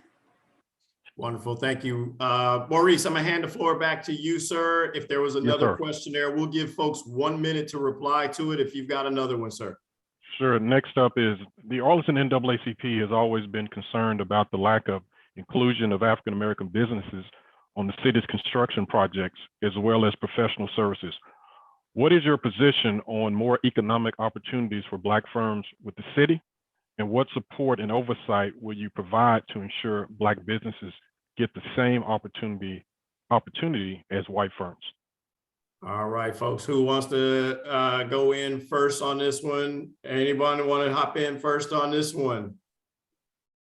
Chris, I saw you put your hand up, sir. Go on. 1 minute for you, sir. You bet. So we have had a problem and continue to have a problem with this in the city of Arlington. I think part of that is a comfortability between certain vendors and businesses in Arlington and council members. So what we have to do is really open up the floor for these requests for proposals. We need to make sure that we have in place meaningful ways to ensure that there are more businesses that are considered in part of the contract as subcontractors and part of these contracts. I think that what it will take is really the conception that we cannot move forward without it. And as a means to provide oversight, I think we have to seriously look at taking longer to do these programs, understanding that we can't just turn around in a month and expect things to be fixed. It might take a longer amount of time to get these things done. Wonderful, sir. Bowie, I saw you unmuted yourself, sir. Does that mean you want to answer this question, sir? Would love to, Dr. Shelton. 1 minute for you, sir. Listen, diversity in our businesses is a critical factor for the city. It's a critical factor for any governmental entity, and diversity is a good thing in contractors and everything. And there's a lot of studies out there that show that the more diverse you have, the better your city overall is thriving. As a school district, we added more points, we added more things, we added specifically Black-owned businesses trainings, things to bring up. And the city used to never have, the school district used to never have goals and targets that we're going after, and now we're constantly achieving in the 28% range for all the bond projects is what's happening. The city has these goals. Are they targeting, are they tracking them enough? And then this is where it goes back to that original thing, as we talk about this Economic Development Corporation and these 4 categories of what they're looking at, they're talking about job creation, they're talking about redevelopment, they're talking about small business targeting, and then one of the 4th categories is hub incubator. So are we really helping build businesses for historically underutilized businesses in Arlington and providing that training, providing those things to be able to grow our own and build them out in Arlington to encourage entrepreneurship and awarding these contracts to them? What a great thing that can be added with the EDC. Thank you, sir. Albert, Dr. Parra, I saw you unmuted yourself, sir. I'll give you 1 minute. Thank you. So we are one of the most diverse cities, and we have to capitalize that. At the end of the day, one thing that we have to look at is we have to make sure that we're just not comfortable in who we're picking for contracts. We have to be able to give everyone a fair shake at getting the contracts, so that it also makes us a little bit more competitive and making sure that we're getting the best price. So that's really stretching the taxpayer dollars to the most that we can. At the end of the day, we have to be cognizant of how we're doing with any type of whether it's African American, Latino, so forth, so that way it really mirrors the population that we have, because as everyone's already echoed here, our strength is in our diversity. We have to be able to reflect that in the way that we're building and moving forward with our city. Wonderful. Cynthia, the floor is yours if you would like to answer this question. Thank you so much. We are headed in the right direction. Arlington has made a good commitment to engage MWBE entrepreneurs, but we need to address this twofold. Number one, we need to address it on the back end, where we identify businesses which are already here, which could potentially benefit from economic development funds. And we also need to enlarge the pool of MWBE businesses which are eligible for contracts. Now, how do we do that? We can get information out to them, which is one thing. We have to make sure that they qualify for the bid, which is another. But on the opposite end, I think we should partner with UTA, with all of their School of Social Work, Architecture, Engineering, Nursing, all of that, to establish some sort of minority future leaders, future business leaders. So addressing it even in high school with mentorship, having interns from high school be with entrepreneurs, let them learn. Wonderful. All right, Cynthia. So here we go, ladies and gentlemen. You know, we were going to end up at 9 o'clock. We're going to go a little bit longer because Brother Maurice has a question and I got one more as well. We're going to keep them to 1 minute though. And so Brother Maurice, I'm going to give you the floor, sir, for that next question. All right, Dr. Shelton, we got several in here, so I would encourage the candidates, for those that didn't get asked, if you want to just take a look at the questions and for future, I guess, forums or just thoughts around those. I'll get this last one. It actually comes from Facebook. And so I'm going to give that particular individual an opportunity to have their question asked. After COVID shutdown, a lot of childcare facilities in Arlington were closed. What will these candidates do to assist childcare providers struggling to stay open, especially those providers that offer second and third shift care? Does anyone want to take this question on? Brother Maurice, maybe you could say that question one more time. I know the evening's getting on. Just give us the quick version of it, sir. Yeah, basically with COVID, there's been several or many childcare facilities that have closed during that time. And the individual is asking how would the candidates assist those providers that are struggling to stay open, specifically the second and third shift childcare, the late evening. Bowie Hogg, I saw you unmuted yourself, and then we'll go with Dr. Parra. Yeah, it has been a challenge for childcare centers. What most people don't know is they actually face stiffer regulations from the licensing board than almost anyone else to get that. And so if they are shut down, they are having real issues from where they are. They also had the second and third shift is a key factor. For one, there's not enough out there as it is. What are we doing as a city to be able to say there's a lot of state grant and great grant programs where low income can be provided for those extra shifts and be able to provide that for childcare centers. It is a huge process to go through and get applied for that. And there is state funding for that. So we've got to be pushing and providing those training opportunities to help these childcare centers understand how to go through and with that process. I serve as the chair of the Child Development Center for First Baptist Church Arlington. We have 96 kids in that program. And so I get to see the challenges our director is having to keep her center open constantly. And we've got to say more training. For the second and third of the question, you got to say, what are these state training programs to help them understand to change their business, to open it up? Because there is an opportunity for more business to be able to find that. The hardest. Thank Sorry, you. I had to cut you, sir. Dr. Parra, the floor is yours. 1 minute, sir. So that's going to be an issue moving forward, obviously, because COVID, I mean, we're now going into more of an endemic phase of COVID. So, you know, we will have to see whether or not any of these new variants, BA2, 3, 4, are going to be causing the same type of issues with hospitalizations and so forth kind of moving forward.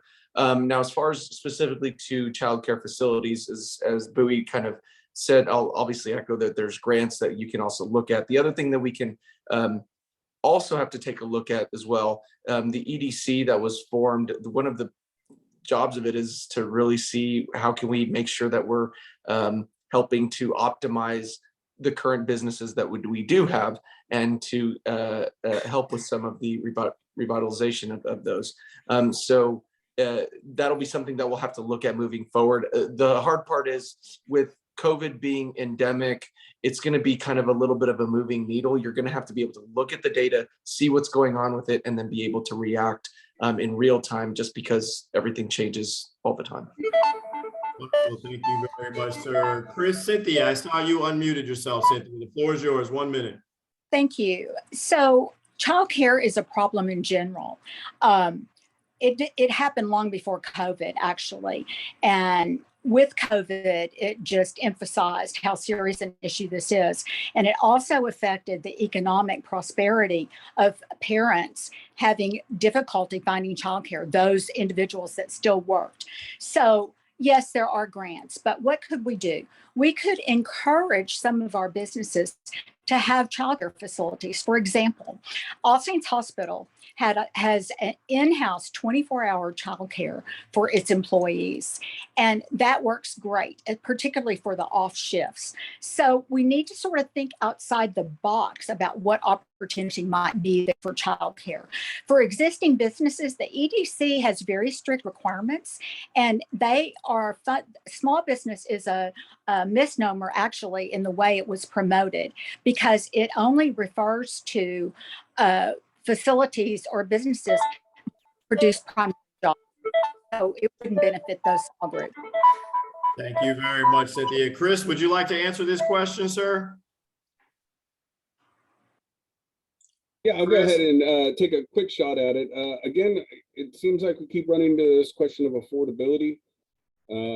You know, our wages are too low in a lot of instances for people to be able to pay for professional childcare. So I think we have to look at those businesses in Arlington that are paying wages that are not capable of allowing parents to put their children into a proper childcare. And making sure that if they're receiving any CETA funds, that those businesses start to pay their workers adequately to live in this town.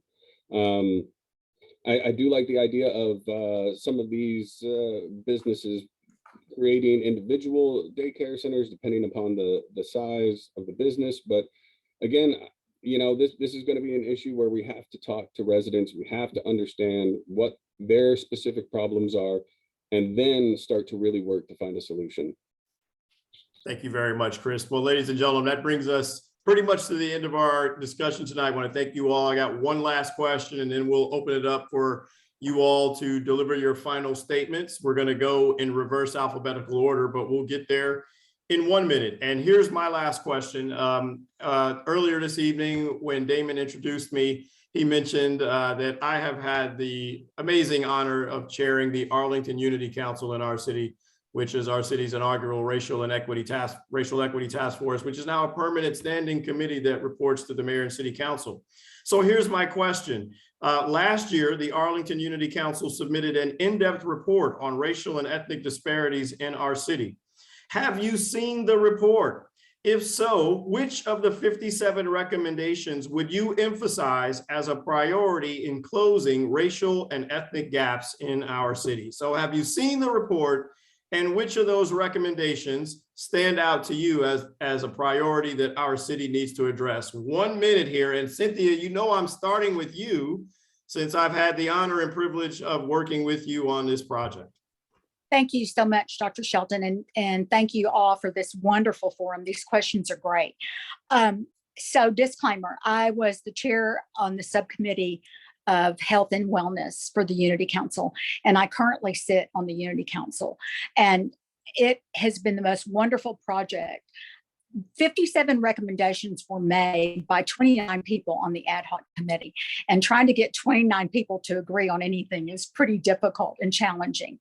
I think the biggest one, actually, Arlington has probably done by implementing a diversity and inclusion position in the city, and also by permanently establishing the Unity Council so that the recommendations can be monitored and followed and evaluated.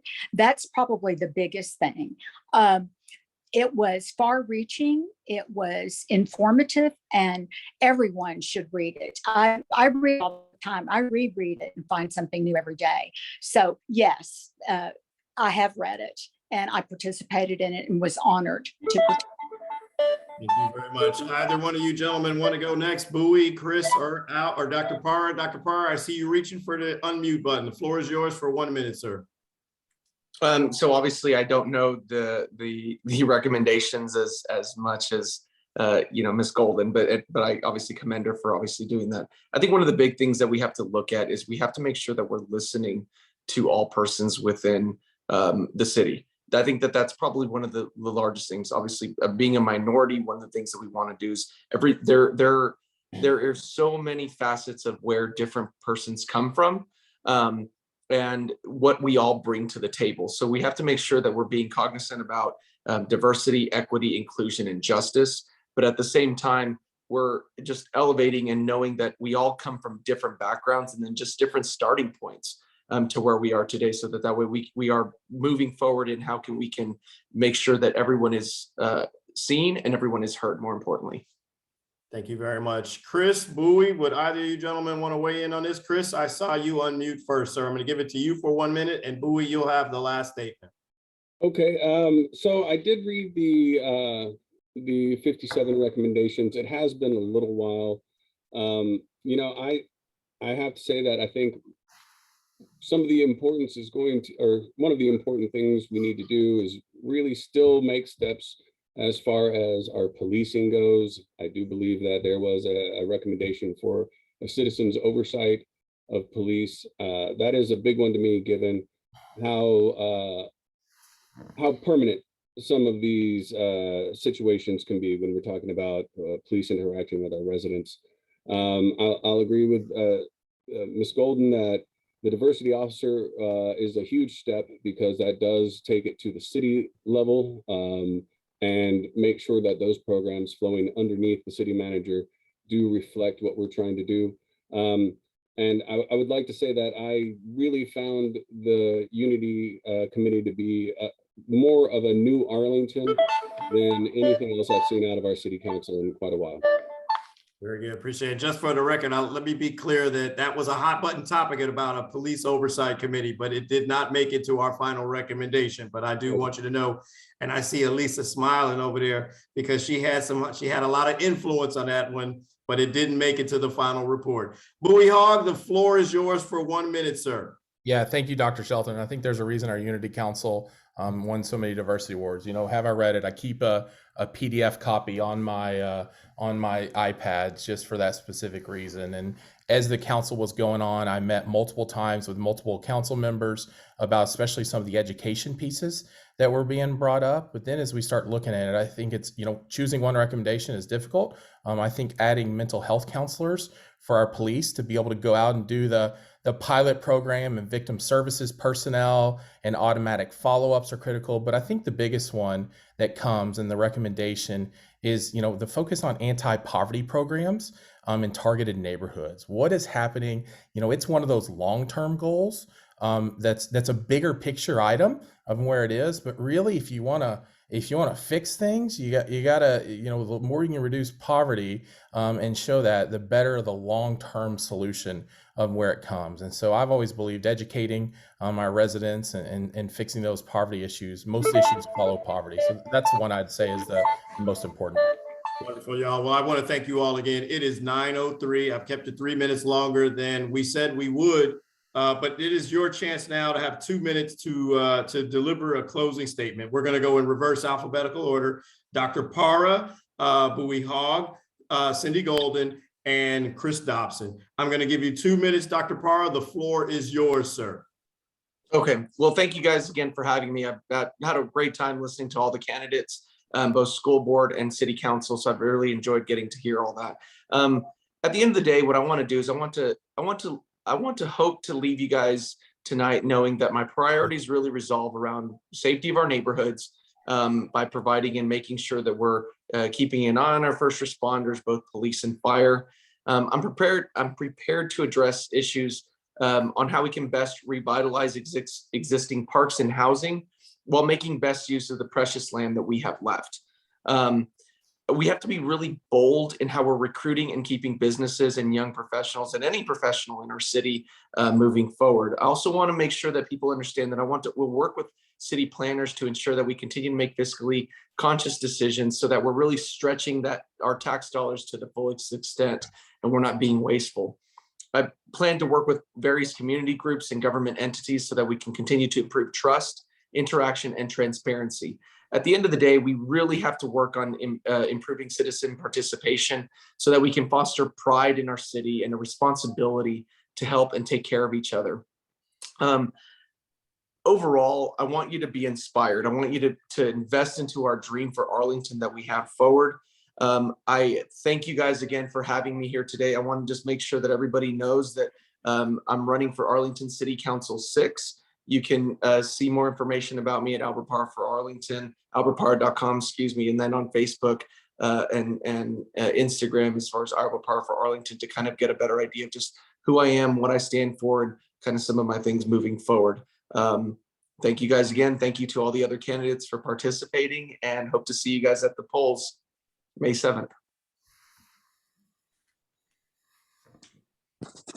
Uh-oh. Dr. Shelton, you were on mute. I'm assuming you're asking me to go.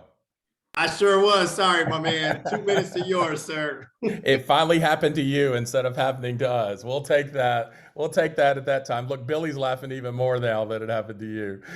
Thank you, Dr. Shelton. Thank you to NAACP for this forum. It's a really great format of the forum. I like the questions coming in from that process. As someone who's participated in these forums before with NAACP, I appreciate it. I also appreciate, and I will take a second to thank the other candidates. Listen, I don't care who you are. It takes a lot to put your name on a ballot and a lot of work to go through this and beyond that. So I appreciate, because this is what this country's about. It's the freedom of voting and freedom of anyone running. And we should all be proud that we're able to have this process and able to have these type of discussions. I'm proud to be running for District 7. As Dr. Parr said, he's running for District 6, and I'm running for District 7 that represents the entire city. I've served for the last 13 and a half years representing the entire city of the AISD. It's a difficult job. Governing is hard work. I'm born and raised here in this town. I've served every single piece of this community, from things I didn't even mention, chaired United Way of Tarrant, chairing United Way of Arlington, serving on the United Way of Tarrant County board. So we've worked on social service issues. That's how I learned more about senior isolation, things are happening. And so it's proud to serve and it's hard to serve. Serving is very difficult. And as we talked about a little bit earlier, with term limits and some of those pieces, understanding how to govern, how to work on constituent services, this is something that I understand. I think anyone who served in the past knows I will always talk to anyone anytime. With a name like Bowie Hogg, I don't hide very well. It's not very good. You can Google me and find anything you want about me. You can find my cell phone and you can have my cell phone. It's posted on the AISD website and it's always been posted on the AISD website. And I plan to continue the same path. You're not always going to agree, and sometimes we may not always agree on subjects, but we may agree on the next subject. And I understand that, and I understand the concept, and I'm proud to serve Arlington. I love this city. I'm born and raised in the city. I want my wife and my daughters to love this city and grow up in this city. And so I will be asking you to vote for myself for District 7. You can find me at bowiehogg.com or just Google Bowie Hogg, and I appreciate all the time. Thank you, guys. Thank you very much, sir. Cindy Golden, 2 minutes are yours. Thank you so much. Thank you, Dr. Shelton, and thank you to the NAACP for this great forum and these great questions. By electing me, you'll have a fresh set of eyes and ears and a new perspective, one that promotes accountability in all departments, working collaboratively. That's the AISD and the city working together, business and citizens working together, city council members and staff working together. We have to work together to achieve the goals that we've all identified. Leadership is hard, and you better be able to give 100% to it. I, upon election, will retire from my job and give 100% to the city council. It does take a lot of time. My opponent and I met after we both filed. And one of the things that he said that struck me was politics is a hobby for him. And I've thought about that many times. This is not a hobby. This is serious business. Now, I know he's been on the school board. That's important. But city council is different. And it's going to take the candidate for the future, not one in the past. So I would appreciate your vote. Cindy Golden, goldenforarlington.com. Thanks so much. Thank you very much, Cindy. Chris Dobson, you get to take us home, sir. 2 minutes. All right. Well, thank you very much. And let me reiterate how much of a pleasure it is to have a chance to speak with everybody tonight. Thank you for having an informative meeting every single year when I've run. It can be a stark contrast to some of our other meetings. I want to go back to touch on citizen engagement for a little bit. I mentioned it in the opening statement. We have such low turnout and such low engagement that I think you can literally say that our city council operates in a bubble sometimes that keeps it separated from a lot of the needs that we have in our city. And I can understand voters saying that their effort has not been rewarded in the past. And so the thing that I would like to stress when I'm on the council is that I will reward people for being engaged. We have plenty of programs in the city: summer school care, after school care, swim lessons, things that we can reward people with in order to encourage them to stay engaged even beyond the voting date. Specifically, I will say that I will not be attending the luxury box at either the Cowboys Stadium or the Rangers Stadium, which is a perk of the city council. And instead, I'll be giving those tickets to people that engage in voting, because it is actually important that more people vote. And sometimes it takes things like actual gifts to get people involved. I don't think we can continue to operate in a mechanism where we promise and not deliver and expect people to stay engaged and active. So again, I want to thank you all. You know, it would be a wonderful thing for our city to have the highest turnout we've ever seen in this upcoming election. I know this Ruby Faye had 50,000 votes for this seat, and so I hope that we can match that this year. Well, wonderful, you all. I want to thank you all again for participating here. I also want to thank the Arlington NAACP. Myself, I'm a member, but they asked me to do this, and I always enjoy it. It is an honor. With that, I want to hand it back to Damon Gardner. The floor is yours, sir.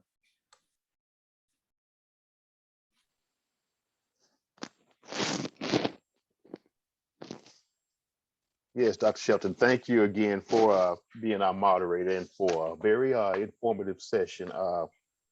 If you want to check out the bios of the candidates, you can check the chat box. And just want to remind everyone again that early voting starts April the 25th and goes through May 3rd. And there was links posted in the chat also for the schedules and for the forms of where the early voting starts at. I want to thank all of our candidates for showing up and coming up to the plate. And like they said, it takes a lot to put your name on that ballot and to come out and participate, all for the for your community and for your city. And if there's nothing further, I will turn it into the hands of our president, see if she has any closing remarks. Madam President. Thank you, sir. I would like to take this opportunity to thank all the audience members and the people that tuned in and participated and submitted questions in the chat and via Facebook. I also want to thank my fabulous Political Action Committee, who works diligently to come up with the questions and send out invitations to our candidates. So thank you, Mr. Chair, and to all of your committee members. And to Dr. Shelton, thank you for not just being a paid member that sits on the sidelines. Thank you for putting in the work. And he doesn't just moderate for us, he also participates on the Political Action Committee. So he attends the meetings, as busy as he is. So we are appreciative of that and honored to have someone of his caliber working with us. I do want to answer a couple of questions that were in the chat, just some kind of general questions. Yes, we invite all candidates. So every candidate received an invitation from us 3, maybe 4 weeks ago. So we absolutely do invite each and every candidate. We don't pick and choose. So everybody is welcome to participate. Y'all, I got a couple comments about my facial expressions, but you know, everybody was able to participate on Zoom. Okay, it's not a new technological platform. And so all candidates need to get on, show their faces, and participate if they decide they're going to participate. So to those of you who did, thank you. And again, thanks to the committee. And it is 9:15. It's kind of late, so good night.